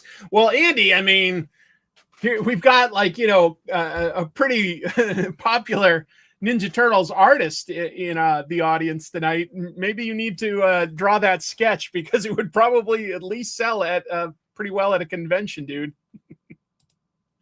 I love the Warriors. Anyway, the new one is going to focus on Casey Marie Jones. She's the daughter of Casey and April. If you don't know, Last Ronin takes place in the future. And it's got the same creative team from Last Ronin and Last Ronin 2. Writers Kevin Eastman and Tom Waltz, artists Isaac and Isao Escorza, colorist Luis Antonio Delgado, and artist Ben Bishop. So it's got all of them in there. Now I'll switch over to some Oni news. Just trying to give all the publishers a little bit of a rub here. They've all had some announcements. Oni's going to publish a Scott Pilgrim one-shot by Brian Lee O'Malley, writing and drawing. 16 years it's been since the series ended. 24-page full-color book. It's called Scott Pilgrim EX Dawn of Metal Scott, and it's a prequel to the new side-scroller beat-em-up game that they just released, Scott Pilgrim EX, and that's set for November 11th. But the fact that Brian Lee O'Malley is doing it himself is what appeals to me. I loved Scott Pilgrim when it was coming out, man. That was a great comic. A couple elements of it haven't aged perfectly, but boy, is it funny. Great art, emotional core. I should do a Scott Pilgrim episode because I sincerely overall love that book. I think it was great. I think it was so cool. Here's another one. Christian Ward signed a 3-book deal with Oni. First, they're publishing this book before his 3-issue deal. It's called The Forever Home, Christian Ward and Sammy Cavella. And after that, they're going to do 3 more titles, 3 originals in 2027. Forever Home, this is the next one coming out. It's a horror comic about a billionaire scientist who shelters his family in a climate-proof house that also warps time until the sanctuary breaks and the outside world starts forcing its way back in. Could be cool. Anyway, Ward has been establishing, I think, a pretty amazing reputation in the last few years, both as an art with psychedelic horror art, painterly style, and as a writer. You know, he did Odyssey, which is a sci-fi take on the Odyssey with, was that with Matt Fraction, if I'm remembering right? I should have double-checked before I did the show. And then he's done some more recent books like Batman City of Madness and Event Horizon. So good for Christian. 3-book deal with Oni. Very cool. It's worth checking out. He's got some really cool stuff. I liked Batman City of Madness. Yeah, very cool. I should have talked about it more on this show when it was coming out, but it's good. Thanks for confirming. I thought it was Matt Fraction. So yeah, I mean, obviously the Odyssey is out now. If you want to see a different take on that material in a sci-fi context, Odyssey is a pretty cool adaptation. Second to last piece of news I have is something from Dynamite. Dynamite's Supernatural title is going to end with issue 10, and that's by the regular team of Greg Pak, Daniel Scalesi, and Eder Messias. But then the book is going to split, at least for a while. It's going to have 2 concurrent books, one following Dean and one following his brother Sam. So each Winchester brother is going to temporarily be getting their own story, which kind of cool because actually they didn't really do that in the show. Even though it lasted 15 years, they never really had super extended stories where each one was doing their own thing. They almost always worked together, minus a little bit here and there. But anyway, Dean's story by Chuck Brown and Rafa Labosco is going to follow up on a line from the show's pilot where Dean mentioned he was solving a voodoo case down in New Orleans. That's cool. It was probably hard for the show to have pretended to be New Orleans since they filmed up in Vancouver. New Orleans would have been a tough one to fake. You know, they kind of had to do just Midwest normal towns on that show, but that's something you could do in a comic that you couldn't as easily do on TV. And then the Sam book is by Polina Ganesho and Kendall Good. Takes place at an isolated farmhouse while Sam deals with something he did to Dean that he can never take back. I guess they offended each other. Both books are coming out October 21st. I like Supernatural a lot, so I thought I'd mention that. And finally, Beneath the Trees. So, the final 6-issue chapter of this hit franchise was announced. It's going to be titled Beneath the Trees Where Nobody Sees Summer and the Fall. Comes out February. So that's still a little ways away, I know. The first arc, if you haven't read it, was set in the 80s. Second one was set in the 90s, where it follows a serial killer, Samantha Strong. And by the 90s, you know, the internet was starting to be a thing, and it like just sort of dealt with how it was trickier for her to operate as a serial killer, because now there were all these people online chatting and putting together clues and details to solve unsolved mysteries. Well, now this one, third volume, jumping all the way to 2004. Sam is trying to kind of live a quiet life off the grid in the desert, only kills when an opportunity presents itself. She's in her 60s now, otherwise just trying to sort of survive and hide. Patrick Horvath, the writer-artist of the book, revealed this cover for issue 1 to The Hollywood Reporter, and he said, "With this cover, I wanted to allude to the notion that Samantha's past life has been abandoned, sort of like a gunslinger burying their pistols, but there's also that idea in there of excavation and forensics." Yeah. What's Samantha going to do when the modern world of forensic science comes in and you can start putting together all these past crimes? Not good. Oh, man. Sorry it didn't work for you. For me, the second arc, I would argue I might have liked even more than the first. I thought it was really, really good. I thought it was incredible. Anyway, yeah, great book. Creepy, very unique, very, very good. All right, let's see. That was all the news. A lot of Comic-Con news. What was that? That was an hour and a half of news. I'm not going to spend as long as some weeks, but I think what I'll do is just roll into doing some reviews, and we'll do some cool down and talk about whatever else hasn't come up yet. So bear with me. I'm going to set up my camera for doing some comic book reviews. Let's review. Review it. The review. The reviews are in. I repeat, the reviews are in. Go to reviews. What? Speaking of bad reviews. Don't worry about that review. Let's review all the facts. All right, gentlemen, let's review. Before we do, let's review. Those reviews really came out fast. Maybe we can review some right now? I'm not going to review all that again. Now let's review. Not my worst review. Let's review, shall we? To review. I think I've reviewed about as much as I can. All right. Oops, didn't quite center that right. Let's get into it. Going to do some quick reviews after the first pair of books that I want to talk about. The first pair I'm going to talk about were kind of just prestige releases, and I'll call them, because they were each released as blind bags this week. I'm going to talk about the debut of a new Skybound Kirkman book, and I'm going to talk about issue 300 of Ninja Turtles. And then I'll just sort of give my recommendations or not on the rest. Terminal. Got an interesting way of making the book, first of all. The creative team is writers Robert Kirkman and Joe Casey, and I can already feel some of Joe Casey with the dialogue. I thought that the dialogue didn't feel like a lot of Kirkman books. Big premise.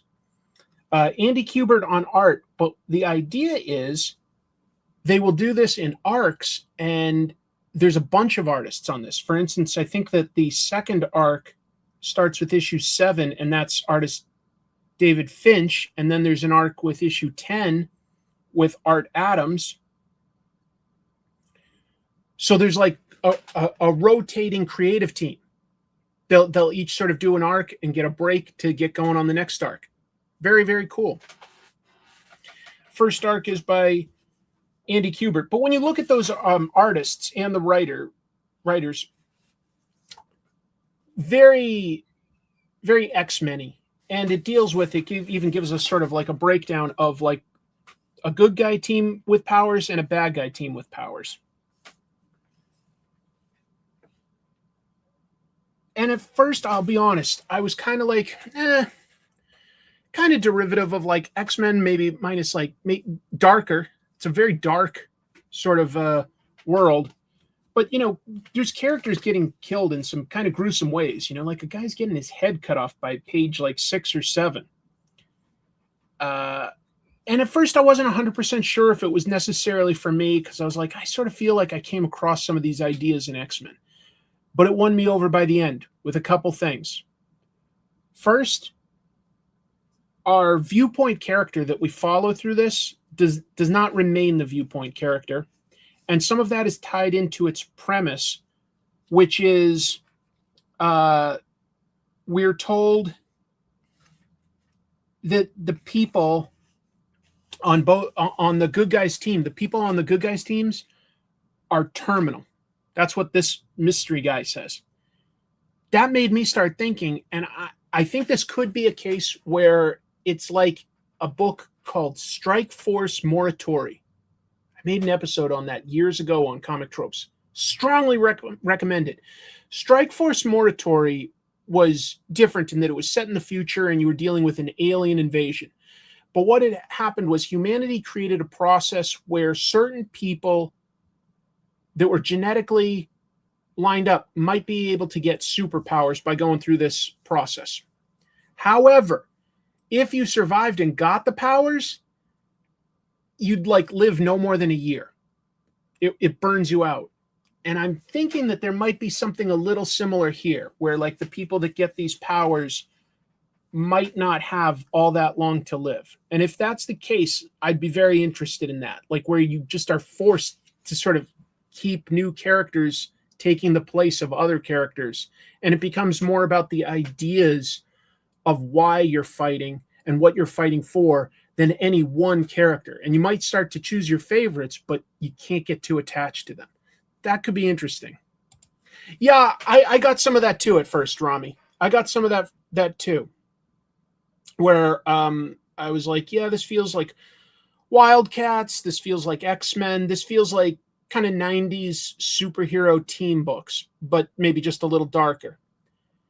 But then and I could be wrong about the idea, just to be clear. I could be wrong, but even then, I think that there's more to this than meets the eye. And I'll say that as a little bit of a pun, because the good guys are talked to by this sort of omniscient eye that can grant powers.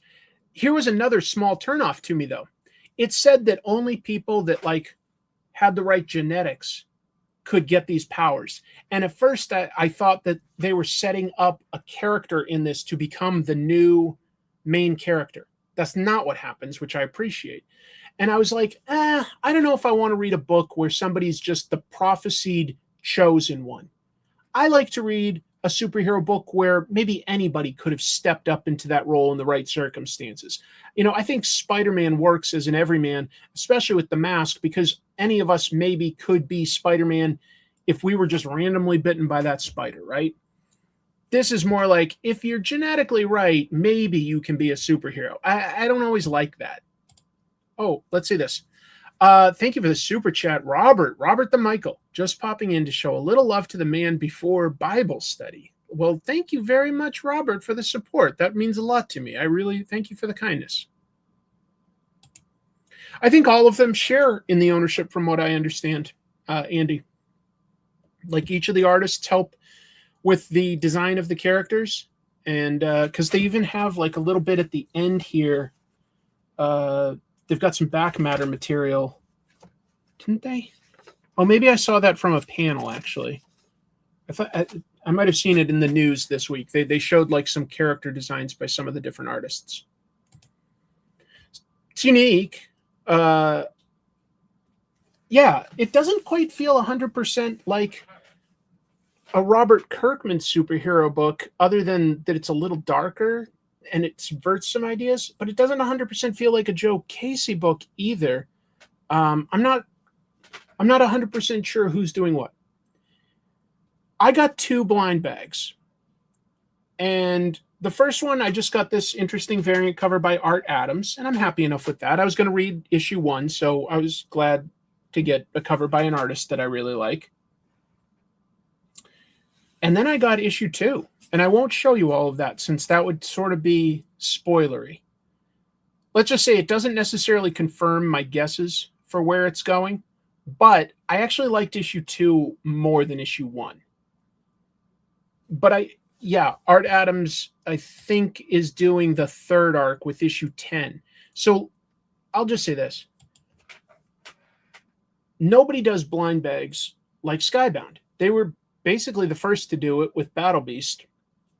And they do it the best because they include stuff that you wouldn't expect, right? With Mask, who expected to get issue 2 of Mask or Mask Origins that took like a prequel comic or ROM? Nobody expected that. You expect variant covers for most of these. With Terminal, you could get issue 2, issue 7, or issue 10. That's how far ahead they are. They've actually had those artists draw those future arcs. They're way ahead. Yeah, issue 10. One of my friends got issue 10. I think that that's a really cool way to get people excited about what might be coming up. I really do. If it's just a variant cover, I'd rather have the choice to buy what I want to buy. Marvel's done something a little cool where they're like, hey, there are 2 covers in here drawn by like Robert Downey Jr. Maybe you'll get them. I'm like, yeah, but probably not. 2 out of like, hundreds of thousands. I'm not going to get that. But a bunch of people got issue 2, issue 7, issue 10. That's a really exciting way to debut a comic if you're going to do a blind bag. If you're going to do a blind bag, I like that Skybound does it that way. You really don't know what you could. You might just get a variant cover. Like if I only bought one, maybe I'd just get this cover and I go, okay, it is what it is. Anyway, the villains are pretty despicable. The heroes are interesting. They're aligned. They respect each other. But there is some traditional X-Men sadness. I won't show you, but like some of the heroes in this book basically get powers that make them look like a monster. Like there's this character called Thrasher, and she looks like, Beast or Nightcrawler. That's tough to live like that, One of these characters in this gets killed in issue 1. That's why I'm starting to think that with it called Terminal and the guy saying at the end, once you get these powers, you're terminal. I think it means, that the heroes won't always last. I think that they've got a finite amount of time. I think that that's what Robert has started doing. I know that I talked to Benito Cereno. I had him on the show to talk about Blood and Thunder and Capes, right? Those are 2 books that he's doing at Skybound. And Benito was like, we're like 2 years ahead before they had even launched.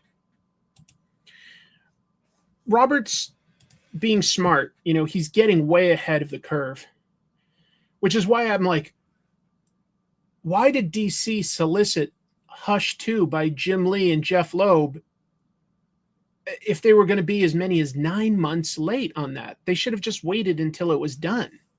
Like, you didn't have to announce that until it was ready. Yeah, this is the Art Adams cover.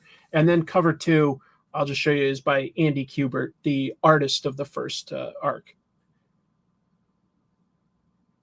Anyway, kind of cool. So I'll give it sort of like right now, you're watching this not just to hear my opinions for this, but like, to know, is it worth buying or not? And I'll say, I think it is. I think it is. I'm tentatively ready to give this 2 out of 3 thumbs for a review. It's just, I don't know exactly where it's going, so it's hard to give a full-throated recommendation. However, right now, that's a selling point to me, that I don't know where it's going. I like to be surprised. I like things to subvert my expectations. We did that as news, yeah.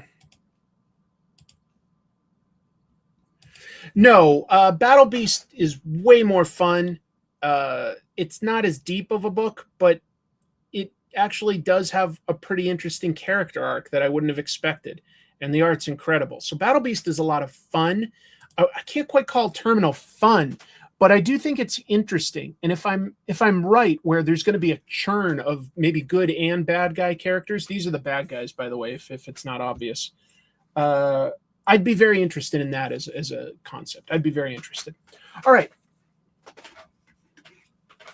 I'd love to sort of show you issue 2. And I mean, I know it's out there, so it like technically isn't cheating, but most people don't have access to that. I wouldn't want somebody showing me everything in issue 10, for instance, even though it's out there yet. I'd rather find it on my own time.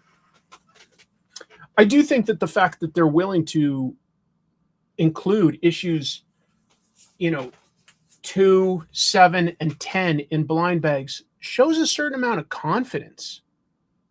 They're obviously going to like do at least a year's worth of this no matter what. That's a certain amount of confidence. All right, the other thing that I got as a blind bag was issue 300 of Ninja Turtles. I'm pretty sure this is the main cover though. But it was priced at like the same as a regular comic, I'm pretty sure.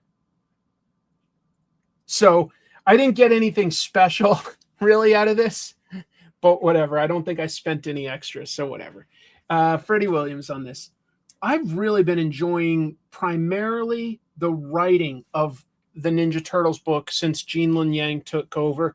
He's leaning into an element that not too many Ninja Turtles books do, although it was always there from some of the earliest Mirage issues, the supernatural. Specifically, the Turtles have breached this portal between the living and the dead. And it brought back their father, Splinter, but also their mother, Shen. Oh, I guess if you don't know, the modern Ninja Turtles continuity in IDW, not that the Turtles really remember this, but they're the reincarnated spirits of a family that died back in like Edo area feudal Japan. That's canonical that they were like reincarnated. Okay, so that's why I say like, their parents, the spirits of their parents. So anyway, but that introduces all these questions. Okay, so first of all, you've got these two gods that are like, you shouldn't have broken your mother out of like the land of the dead, but since that has happened, it is now her responsibility to guard this weakened portal. If anything escapes from the world of the dead, that's your responsibility. Okay, that's kind of new, but it gives us a much more emotional story beat in here when Casey Jones visits them, learns about this, and is like, well, if you guys got your mother back, can I get my dead mother back? And and Shen is like, no, we can't do that. But I could understand why Casey is like, like that's hypocritical. And like, I've always thought of you as family and you won't do this for me. But basically, if somebody comes from the land of the dead into the land of the living, it weakens the barrier. And if it breaks, there's no more rules. Like nobody can be dead. Nobody can, it just crosses back and forth. Anyway, I thought that was kind of cool. There's some good fight stuff in this. There's a really, really funny thing in here where Michelangelo brags about his grappling hook. And Leonardo says, I don't like the grappling hook. Use your nunchucks. I don't like the grappling hook. And Michelangelo's like, no, this is cool. I love the grappling hook. I got it from England. Deep cut reference there, folks. Nunchucks are banned in England. So when Ninja Turtles was imported abroad to England in the 90s, after that first story arc, they called it, Teenage Mutant Hero Turtles instead of Ninja Turtles. Yeah, I think Hero Turtles.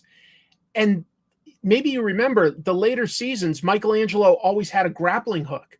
That was because it was like too much trouble to like edit around or redo animation. They were just like, yeah, fine. He has a grappling hook instead of nunchucks so that we can show it in England. But so they're making a little joke about this, about how much Michelangelo loves his grappling hook that he got from England. That's a pretty deep cut reference. But at the same time, This is issue 300. If you can't do a few references to deep Ninja Turtles lore, when can you do that, right? Yeah, the Hero Turtles.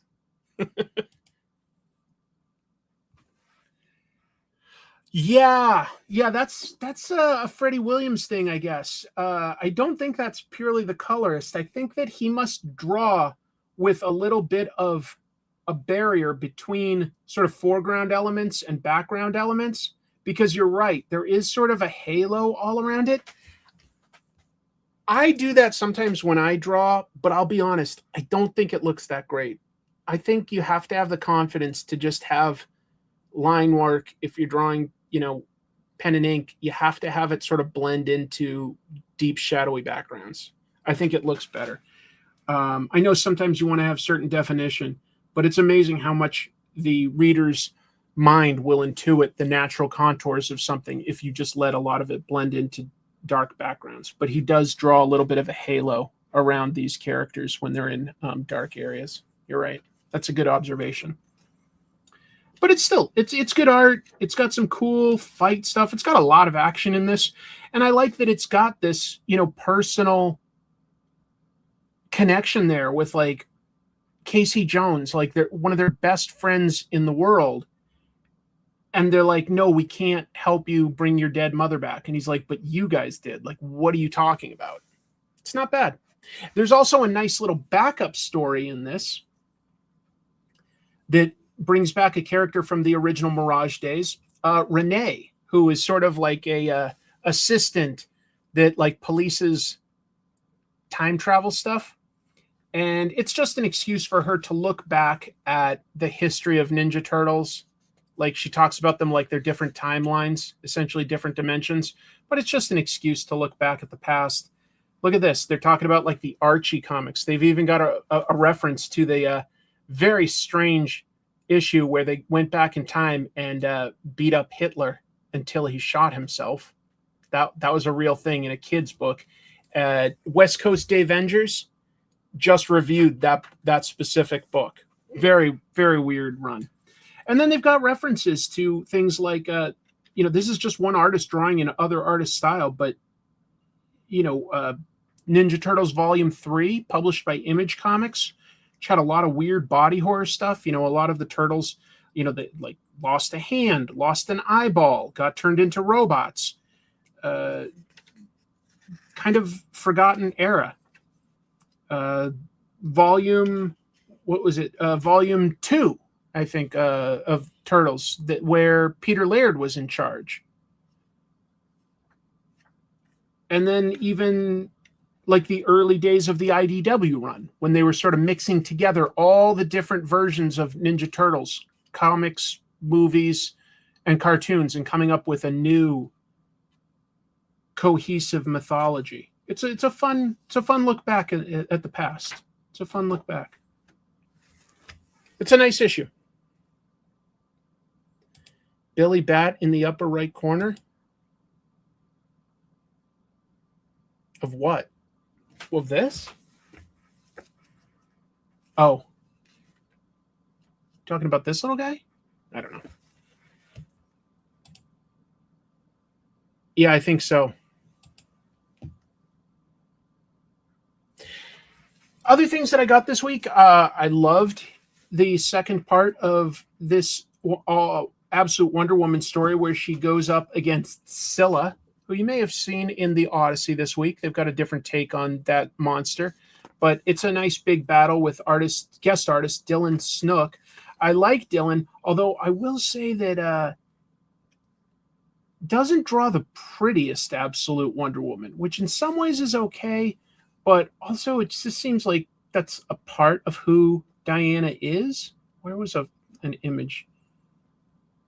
Like, I don't know how well you can see it. She looks just a little average, which is okay. It's not the end of the world at all. Oh no, I just don't have it here. It's good.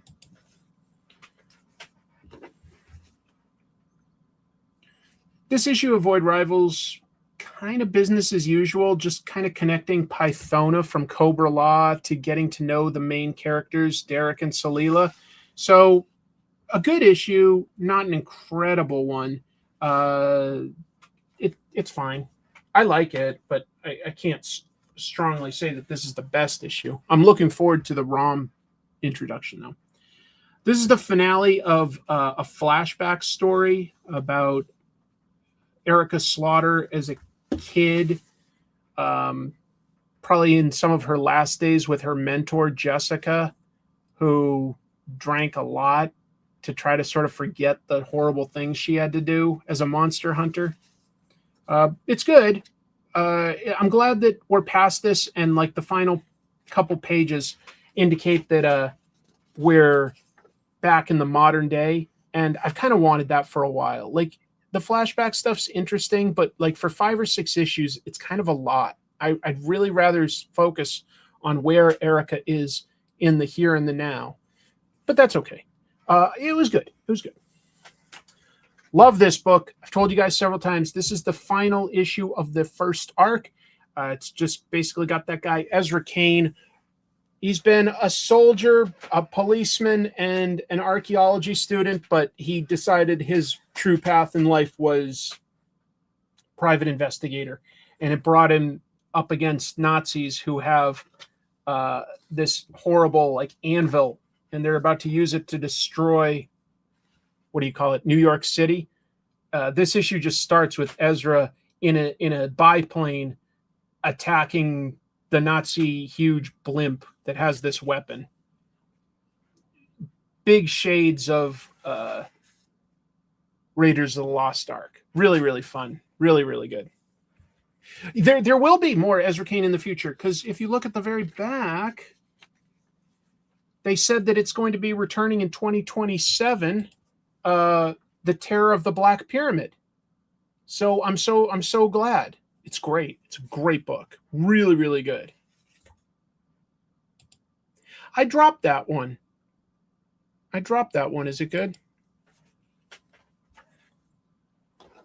Corpse Night. Let me just show you 1 or 2 things in this. Corpse Night is set back in the era of Joan of Arc. Look at this great 2-page spread showing the English assaulting the French armies with trebuchets. I don't know. That just looks pretty epic to me.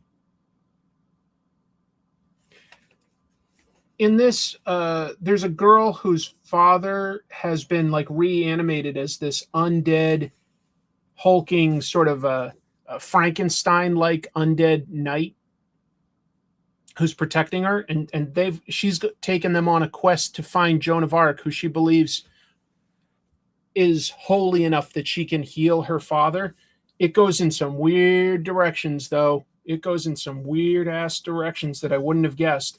And they're introduced to Guy de Rais, who was a nobleman who fought in a real-life person that fought in the army of Joan of Arc, but was like eventually convicted of like murdering and abusing maybe hundreds of small boys. He was one of the worst of the worst, even though he was fighting in this holy crusade. And I also picked up Capes, which was hilarious and full of action. I like this guy, Night Knight. This is just a bunch of superheroes who punch the clock. What kind of heroes do we have? We have like Night Knight and Blue Bolt. What's this guy? I forget his name. Werewolf? And like Camelot, who always talks in like this super exaggerated Shakespearean English. I've got villains like this guy, the Elephant, who's like kind of a parody of the Rhino. It's a really good book. Anyway, that was everything I read this week. Capes is really fun. It's good.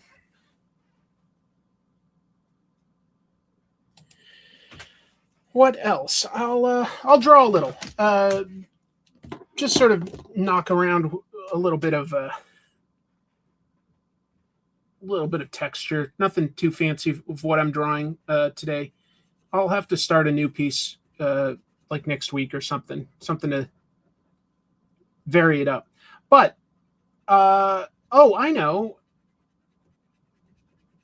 I don't think I put this in my ticker for topics, but the fact that it was just Comic-Con, typically they release a bunch of new trailers for TV shows and movies and stuff. I'm trying to think, did you guys see any cool new trailers this week that we should discuss? I'm trying to think of what new trailers might have come out. It was weird. I don't think there was any new big release movies this week. Nobody wanted to be between Odyssey and Spider-Man. Nobody wanted to do that.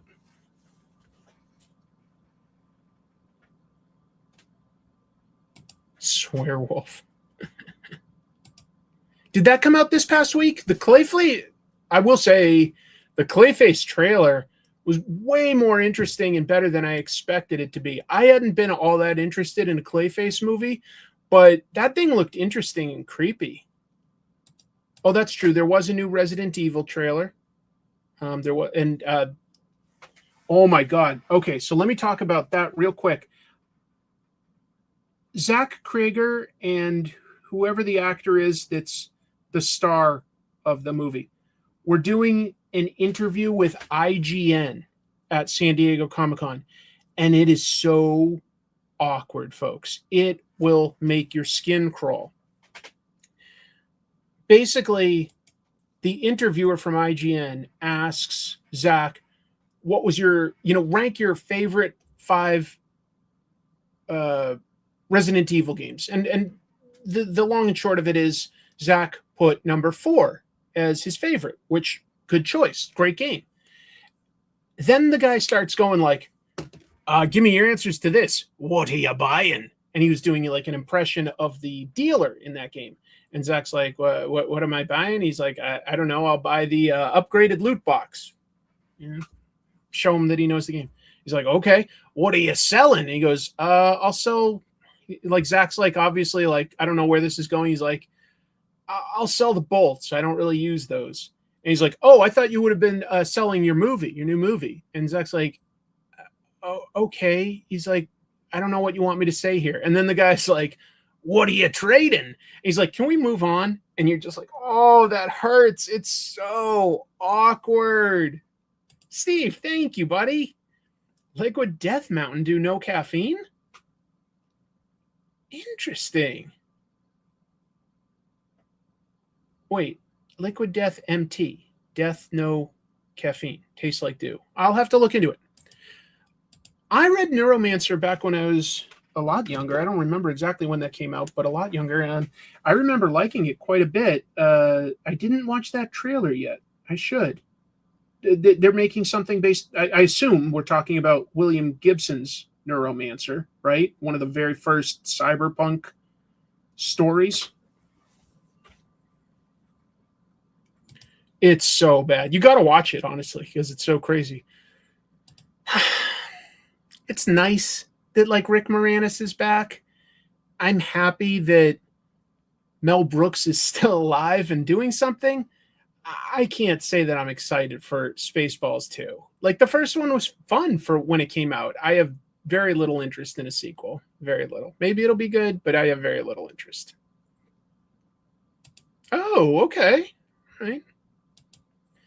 Liquid Death is seltzer water. They got 1 MT Death. I'll try it. I don't usually like seltzer water, but I'll try it if it tastes like dew. I like that. Coyote versus Acme looks funny. Yep. And I like that the legal firm that Will Forte works for is all like the name of like the best animators to work on Roadrunner cartoons. That was a good deep pull. Yeah, the newest Lanterns trailer was damn good. You're right. I did see that. And I was like, oh, okay. Like, we're doing plenty of interesting things here. Instead of the villain being Sinestro or Parallax, we're going to roll in the Manhunters, which was, if you don't know your comic book lore, the Manhunters were the Guardians' first failed experiment for a space police before they created the Green Lantern Corps. It's a pretty interesting bit of mythology, and I wouldn't have expected them to go in that direction, but I kind of dig it because it hasn't been done to death. So yeah, that looked really cool to me. Some people were like complaining on social media that during the panel for Lanterns, Kyle Chandler didn't repeat the Green Lantern oath completely correctly. And I'm like, folks, he's an actor. He's not actually Green Lantern. Who cares if he doesn't get it right on the spot, improvising? To me, that is not cringe. You know, he's giving a good effort. I don't care if it doesn't matter. He's not the real Green Lantern. I love it when people hit like. Thank you. Larfleeze could be fun. Very fun. Oh, guess I saw that. Yeah. Predator versus Punisher could be fun. Doesn't really excite me. I'll be honest. I'd rather they just explored telling Predator stories. Just tell Predator stories. And if they're going to do any crossover, I'd rather see it with aliens. That's me. I know that part was interesting. I go, are they blending together? They must be on some level. They must be blending together the idea of the robot manhunters with Martians. They must be somehow like mixing those together. And I don't quite know how that would work or why, but I'm willing to give it a shot.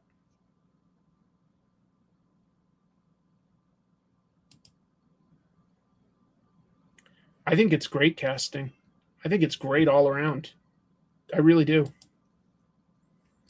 No, I look at Lanterns and they keep saying that the tone they were going for was like a crime thriller like True Detective. And I kind of get that vibe, even though there's the occasional sci-fi action stuff. I go, yeah, I get it. It looks interesting. Maybe that's true. It could be a misdirect, and I'm willing to. That's why I'm not like jumping all the way in and going, this is what it definitely is. I don't know. I'm just saying that trailer interested me. That was a good trailer. What else? I guess they didn't release as many trailers as like some Comic-Cons, huh? Because I feel like a lot of Comic-Cons, you also get trailers for video games and cartoons and movies. I think that Kirkman did confirm that Amazon already renewed Invincible through season 6. I think that was news at the convention. We knew that season 5 was coming up next, but we got confirmation that they also picked it up through season 6. So I'm sure they'll give it as many seasons as basically Skybound wants to adapt the show at this point. I'm sure Marvel is saving some stuff for D23. That's probably true. I don't think Marvel Comics had a lot to announce for comic book stuff because they're going through a change in leadership. It just wasn't the right timing for them. Maybe I should. I'll just hire I'll hire a plane with a banner, or I'll have it like skywrite comic tropes in the sky. But I could probably only afford like comic TR. People will be like, comic TR?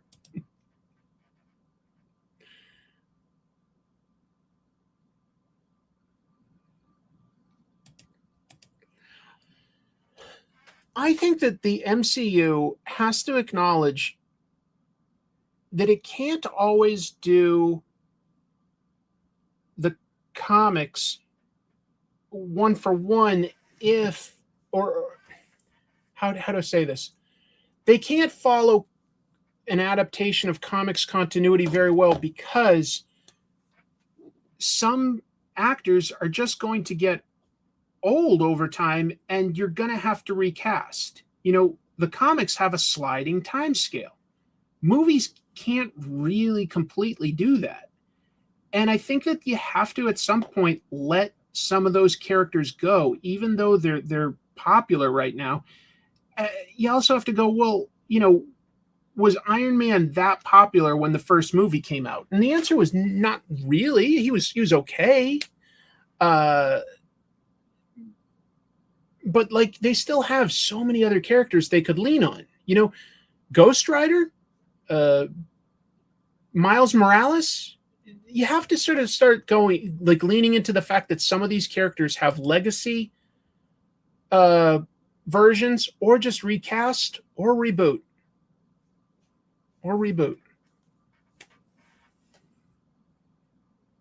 I think you can get, you can certainly easily get 10 years. Maybe you can get up to 20. It's going to get really unwieldy if you try to do more than 20 years of shared continuity. That is probably too much for a movie series. Maybe even TV would be tough, you know? Marvel has a bunch of characters. They could lean into Young Avengers. They could lean into their supernatural characters. There's a bunch of stuff. They still haven't done any X-Men stuff, right? If that launches and their first couple X-Men movies are good, that gives them another 5 to 10 years right there. Just X-Men stuff. And then there's a lot of characters that you could put on an Avengers team and just make it work, you know?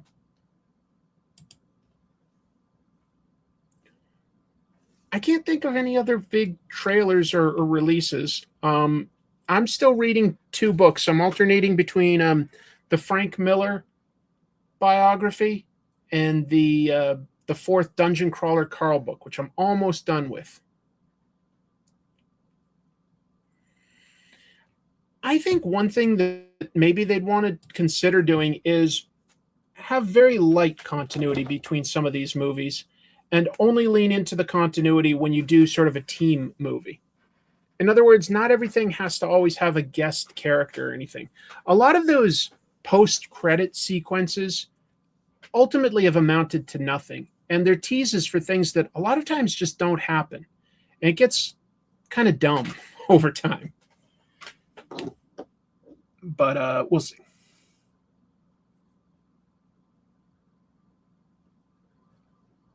Maybe I'm being too rough on them. I generally still enjoy. I'm trying to think if there's a. I wouldn't say that there's any MCU movies, theatrical releases, that I outright disliked. Some of them I like way more than others, and a lot of them are in the middle. There's not too many towards the very bottom for me.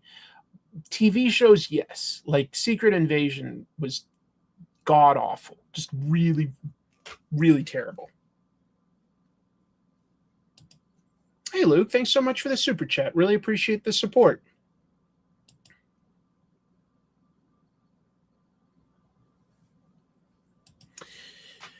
I'm wondering did they announce anything big for what's coming up with Star Trek? I have a lot of love for Star Trek, but it's clear that they're going to need a new flagship show pretty soon. And at the same time, I know that Paramount wants to do Star Trek movies, but I don't know what you could do other than reboot it again, right? I don't know what else you could do. God, no. Terrible issue. I know that that's a joke. Don't worry, I get it. Yeah, there's a bunch of teams, and I always thought all you have to do is, like, whatever movies you want to put out, right? Put out Ghost Rider, put out Black Panther 3, put whatever out. And then just every once in a while, do a team movie. And it doesn't even have to be Avengers. I mean, it could be West Coast Avengers, Dark Avengers, Young Avengers, Mighty Avengers, New Avengers. It could be. But you could also do Defenders. You could do New Warriors. You know what I'm saying? You could do various teams, Midnight Suns, and just, you know, whatever's been done in the last 6 movies, just put them in a team movie. Use the same model that you built up to with Avengers. I think that that's honestly, like, maybe that becomes too predictable to do it all the time, but they should basically kind of make sure that whatever they're doing, build it towards a crossover movie. It would work. Oh, they're both way too old now. They're both, especially Stewart. Even though Shatner's older, I think Stewart, he looks so frail. I think the Midnight Suns would be relatively easy to do. I think there's even been versions of the Midnight Suns with, like, Punisher in it. So, like, you know, maybe throw him in there. Heroes for Hire. How hard would it be to create a Heroes for Hire movie?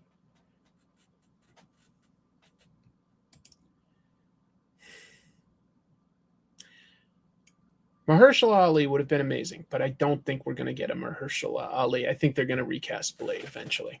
I think that they'll eventually do a Blade movie, but I don't think it'll happen in the next couple years.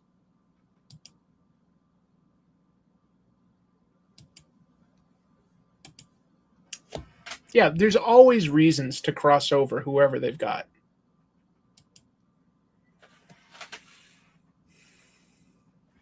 There's always reasons.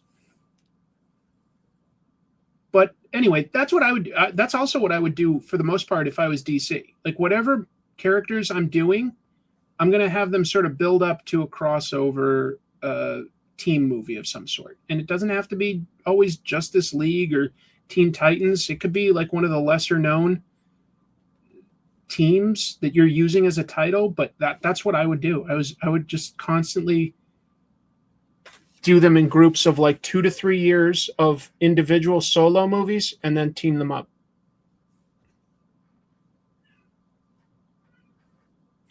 I love Star Trek and I don't love Paramount, but we do have Paramount Plus here because our local grocery store chain closed. We don't have one in our area, right? So literally the only reasonable option Chrissy and I have for affordable groceries mostly is using Walmart. There's a Walmart Supercenter.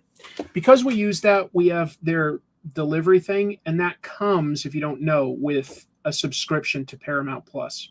By the way, I heard that coming up, if you have a premium subscription to YouTube, it's going to start including NBC's Peacock shows.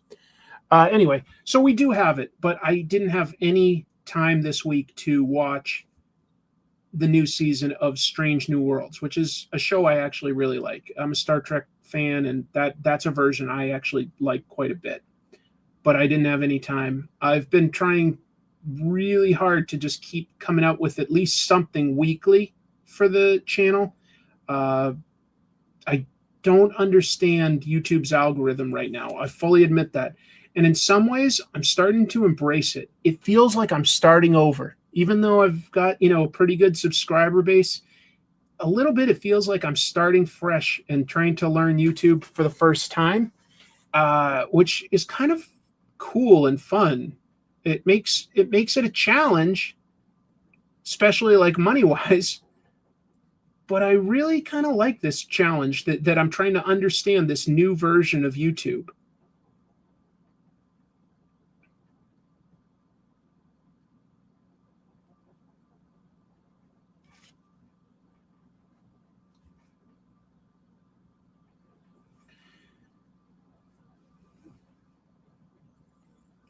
I've been testing to see if doing weekly consistently is going to build my reach. So far, not really, to be honest, but I'm not willing to abandon that part of the experiment quite yet. There's a couple bigger episodes I want to do that I'm just making sure I have the proper time to put together. I would say I don't personally have a lot of interest in doing tier lists. That specific one that I did this week came to me because with the fact that Marvel has a new editor-in-chief in place, it was making me think of the past editors-in-chief, and I was trying to think of what's a structure that I could come up with to talk about all of them where I'm not just history, like fact. What would break that up a little? And I go, oh, what if I just rank them as sort of the closer to like saying, here's a high, here's a low, here's what I remember, here's a grade. It was just sort of a structural way to do that specific episode. I'm not against doing tier lists. I wouldn't say that it necessarily helped in any big way. Like it wasn't like that got more views than usual or anything like that. Like, so it wasn't anything that was really done to feed the algorithm. That was definitely done as a structural choice to accomplish the idea I had for an episode, if that makes sense.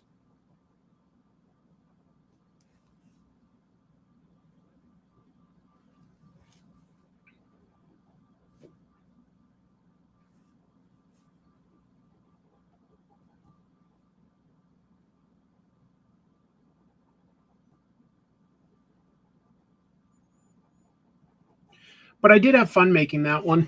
And I'm going to do a Golden Age character this week. I haven't done a Golden Age in a while, but I found a good Golden Age superhero to talk about. So I'm excited to do that. I really want to do several manga type things, but I'm talking about like two artists I really want to do. I want to talk about a wide swath of their career. That's going to require gathering a lot of images. So I definitely won't be able to do big episodes like that twice in a row. I'll have to think of something smaller in between. Can you guys hear Jack? He's shouting at me. He wants to be fed. I'll feed you in a little bit, buddy. Not much longer. He's so funny. He talks to me so much. As soon as we finish our repairs on the downstairs level, by the way, I'm giving very strong thought to getting either a kitten or a puppy. I really want one more buddy in our house. I just do. I really want one more little fuzzy friend. My heart is open, my home is open, but I want to finish all these repairs first. I don't want to like introduce a little animal where there's strangers coming in and out and they don't feel safe. So I got to wait till the end of the summer till all these repairs on the house are done.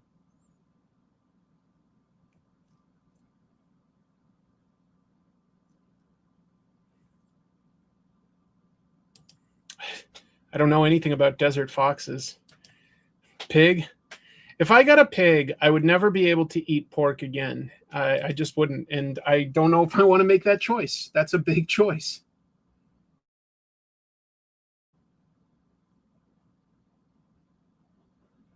We'll see.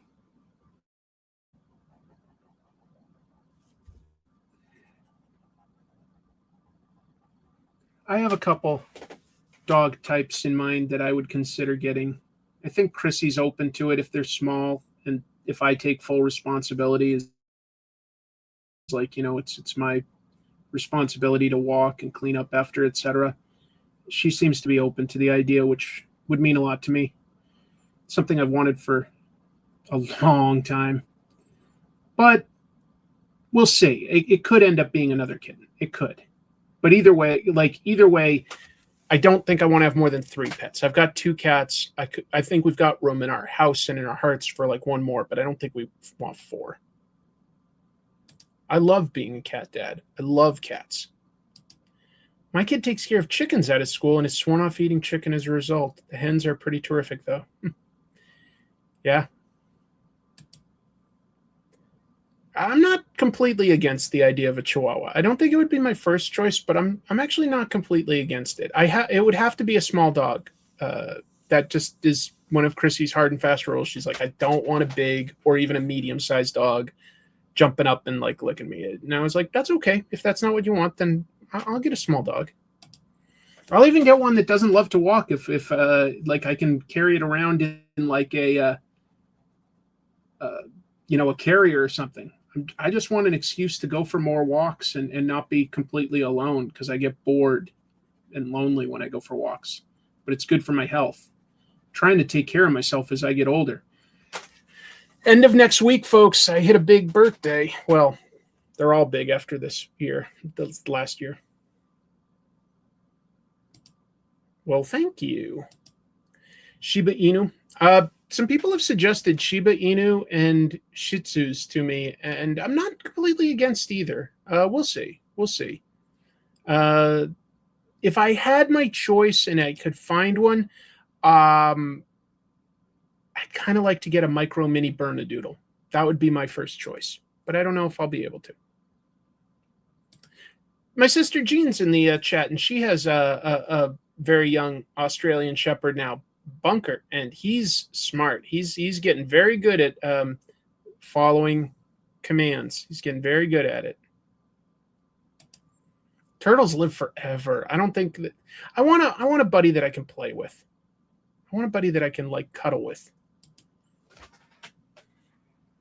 We'll see.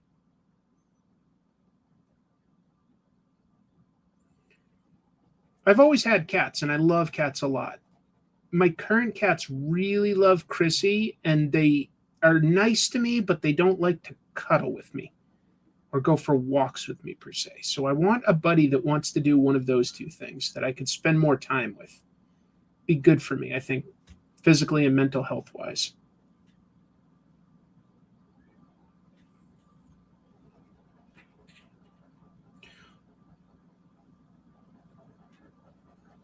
I've had some great pets over the years.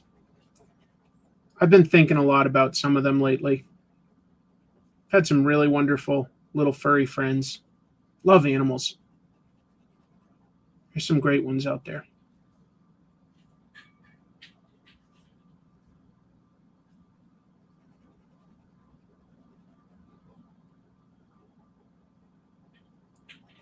What's the anybody out there ever have any sort of exotic pets? Share with us if you've had something unique. Yeah, I'm 32 now.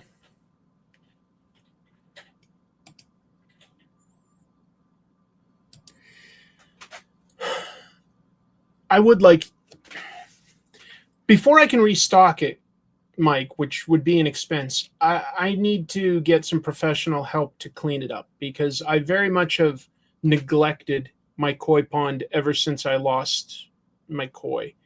And it's dark now. It's murky. It's overgrown. I need to do a better job, like cleaning it up. But I do want to do that. I do want to do that. I miss caring for my pond and my koi. I was plenty busy caring for those.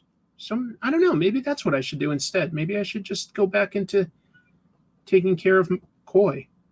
I did love like maintaining the water balance and the waterfall and stuff like that. It's going to require a big investment to like build back up. I've let it fall into disrepair because it was just so depressing when I lost all my koi in one night. I don't know what that is. I passed that one, Spider Phil. I'm going to turn 51 next week. 51. Yeah, I still don't know what animal could have done it. I still have no idea what animal could have done it. We had a fence, killed like almost 30 koi in one night. It's okay. It's years ago now. That's what I'll do. I'll build a model train and like let it get way out of control as a hobby, take it all the way down to work. Greenwater were responsible for turning the reflecting pool. Oh, I don't think I'll hire them.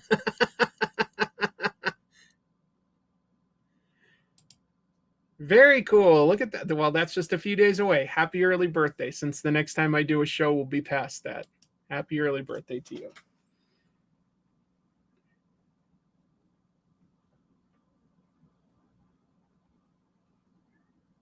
I feel bad because my nephew was living with us at the time, and he was the first one that saw it. He had a really early morning job, and he got up and he had to sort of like let us know. He's like, "Hey, I don't know what happened, but all the koi are dead." And I was like, "What?" And I just felt so bad for him that he had to see it. It was pretty ugly. I feel bad for the kid. But that's in the past. That's in the past.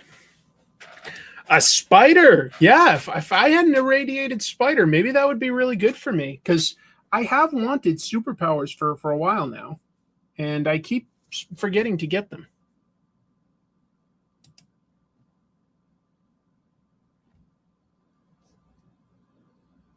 I don't think I'd get a snake.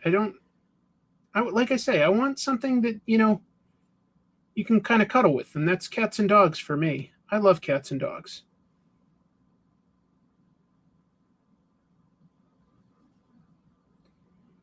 Cats, dogs, and horses are all pretty amazing, aren't they, in terms of like how we've found these symbiotic relationships with them, humanity and those animals. We take care of them, they help us. I think it's amazing.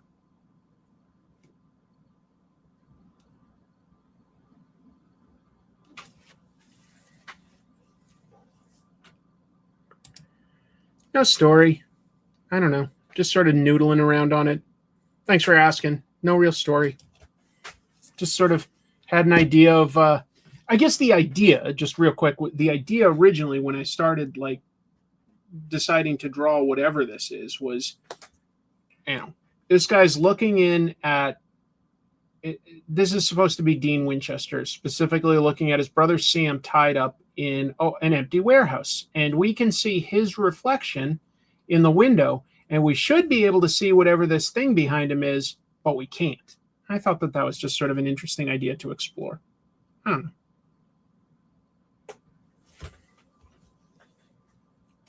Jimothy. Jimothy is, you know, he's local, so maybe I'll luck out and see him someday. That would be cool. I kind of love that everybody's embraced this wild creature that, you know, was born with a genetic impairment, but everybody loves him for it. And I don't blame him. Like, Jimothy is super cute. I've also seen people on social media start to post a lot more animals, including pets, that are born with that shortened spine syndrome. I guess I've never knew about it before, but I've seen some dogs with it now. You should sell your inks. If anybody wanted to make an offer on any of these things that I've drawn, I'd sell them. I never really finished doing the inks on that guy. I started that one back when Stranger Things was ending, but that was several months ago now. Now I'm just noodling around on this, and it just gives me something to do while I chat and kind of cool down at the end of doing a big show. Really big show.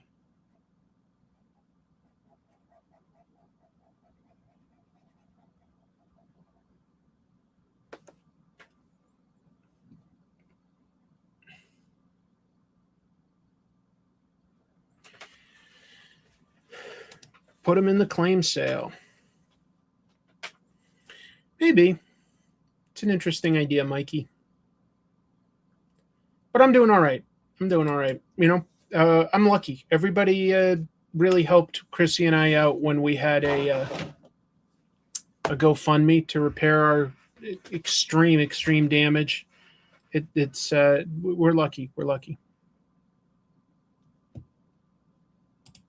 I mentioned in Tyler Crook's Discord that if he or Mott saw Jimothy, to please say hi for me. Well, I think they're down closer to like Oregon or something, and Jimothy is up in Seattle, specifically in the Ballard area. I don't think I know anybody that's seen him yet, but I definitely have friends of friends that have posted in my social media videos of seeing Jimothy. So he's around. He's around the Ballard area, which is kind of cool.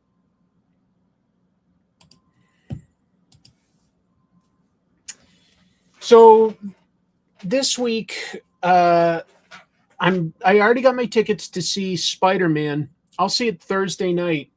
I have a weird work schedule where I have to work like Thursday, Friday, Saturday, Sunday. So basically, I wanted to see it as soon as I could, but I was like, well, I'm going to have to see it after work one night and have work first thing in the morning after that. So I decided, fine, I'll see it Thursday night after work.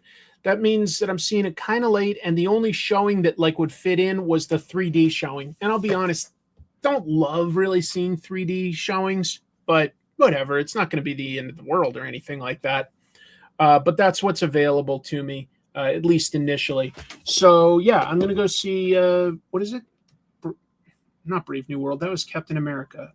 Brand New Day. Brand New Day. I'll be seeing that Thursday night, but I'll be seeing it in 3D.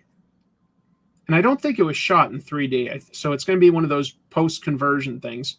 But hopefully it's, viewable, not too headache-inducing or anything like that. Know what I just realized? I guess now the chains of movie theaters will literally let you buy their food, their snacks on places like DoorDash. I saw that you can order popcorn to be delivered to your home. Like they'll pick it up. I was like, that's crazy. Imagine like paying like $17 for a bucket of popcorn. Actually, it's going to be more than that. Dudes, everything costs way too much these days, right? Like it just insane prices. I don't know what happened, but last night, Christy and I were like, we went like $5 foot long. And then we go, oh, wait, there's no way that they have that anymore, right? And they're like, no, it couldn't be. Like, let's see what the price is locally at Subway for a foot long. $14. $14 for what they used to do as a promo for $5. I was like, oh my God, that's just bonkers. And then if you ordered it through something like DoorDash, it basically comes to, with before tip, $20. I just found out that one of my coworkers doesn't tip on DoorDash. And I told her, I was like, that's not right. I go, you got to tip if you're going to do that. I'm like, the gig economy is tough enough. They're barely making ends meet. They're already like basically losing money in their vehicle's value, paying for gas and stuff. Like, I'm like, they get paid. She's like, if they do a really good job, I'll pay them after delivery. I was like, no, you got to stop that. I'm like, you got to tip if you're, or just stop doing it. You got to tip. That's just not right. Arby's, I think, still has low prices, but I don't trust the quality of their food.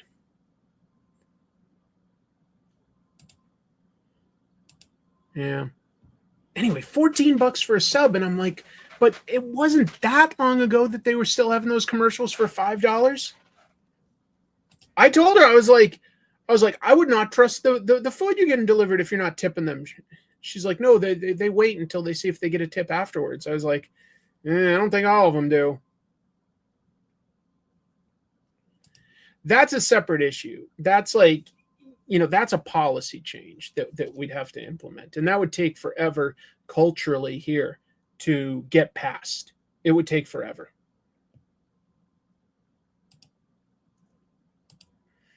There's a place in Austin with an $18 footlong. It's an amazing sandwich on pizza dough roll. I can't imagine paying $14 for a Subway footlong. No way. No way. It is, but it is just the culture here. And yeah, it's nice to visit other countries where, it legit is not expected. It feels weird when you have grown up that way, but yeah.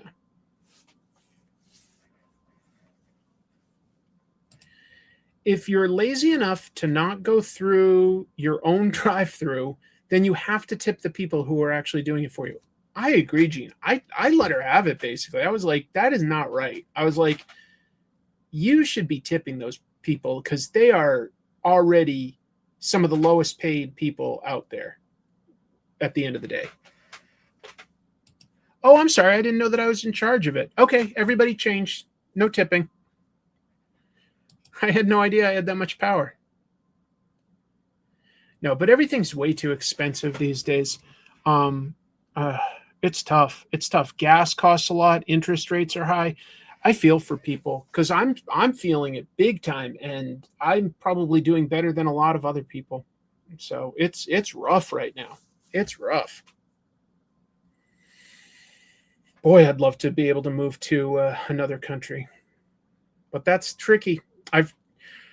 These days when I have a customer at my day job and they mention something like a lot of people sell cars to us, and I'm like, oh, what has you selling your car? You get something new or you need something bigger. Sometimes they're like, no, I'm moving. I was like, oh, where? That's always fun to talk about. They love talking about it. If they're moving out of the country, I'm like, how are you setting that up? Like, how are you handling that? Because getting onto, going through sort of a private plan and getting onto another country's health system, it does not seem easy. Wow, thank you so much for this. New to comics, welcome. And found your awesome channels through Reddit this week. Oh, I'm learning so much. I'm finishing up Batman Dark Victory. Okay, where do you think I should go next if I want more Dick Grayson? The Nightwing book. Definitely the Nightwing book. I think that there have been a lot of good runs. I'll point you to the compilations from relatively recent. Tom Taylor as writer, Bruno Redondo as artist. If you really like Dick Grayson, definitely check out Nightwing by Tom Taylor and Bruno Redondo. I think you'd really enjoy that. Thank you for the support.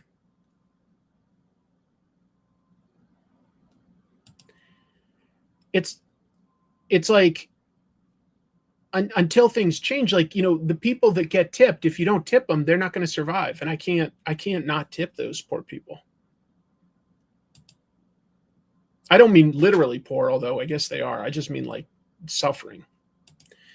I was at Marshall's. Oh yeah, Marshall's, and commented that their Pepsi was the cheapest on the block, $1.89 per bottle. Good Lord. Good Lord. Visitors from other countries here for the World Cup didn't understand why they needed to tip. That's too bad. That is too bad. Like, to think that there were, say, like, waiters and waitresses or Uber drivers that weren't getting tipped. That's a little rough, because then you basically are breaking even. Well, folks, I think I'm going to wrap it up so that I can get back to work on the next Comic Tropes episode, which, as I said, it's going to be another look at a golden age weirdo. I can't wait. I can't wait. I think I found somebody with he's got such a bad set of superpowers that literally tons of the issues doesn't even bother to use them.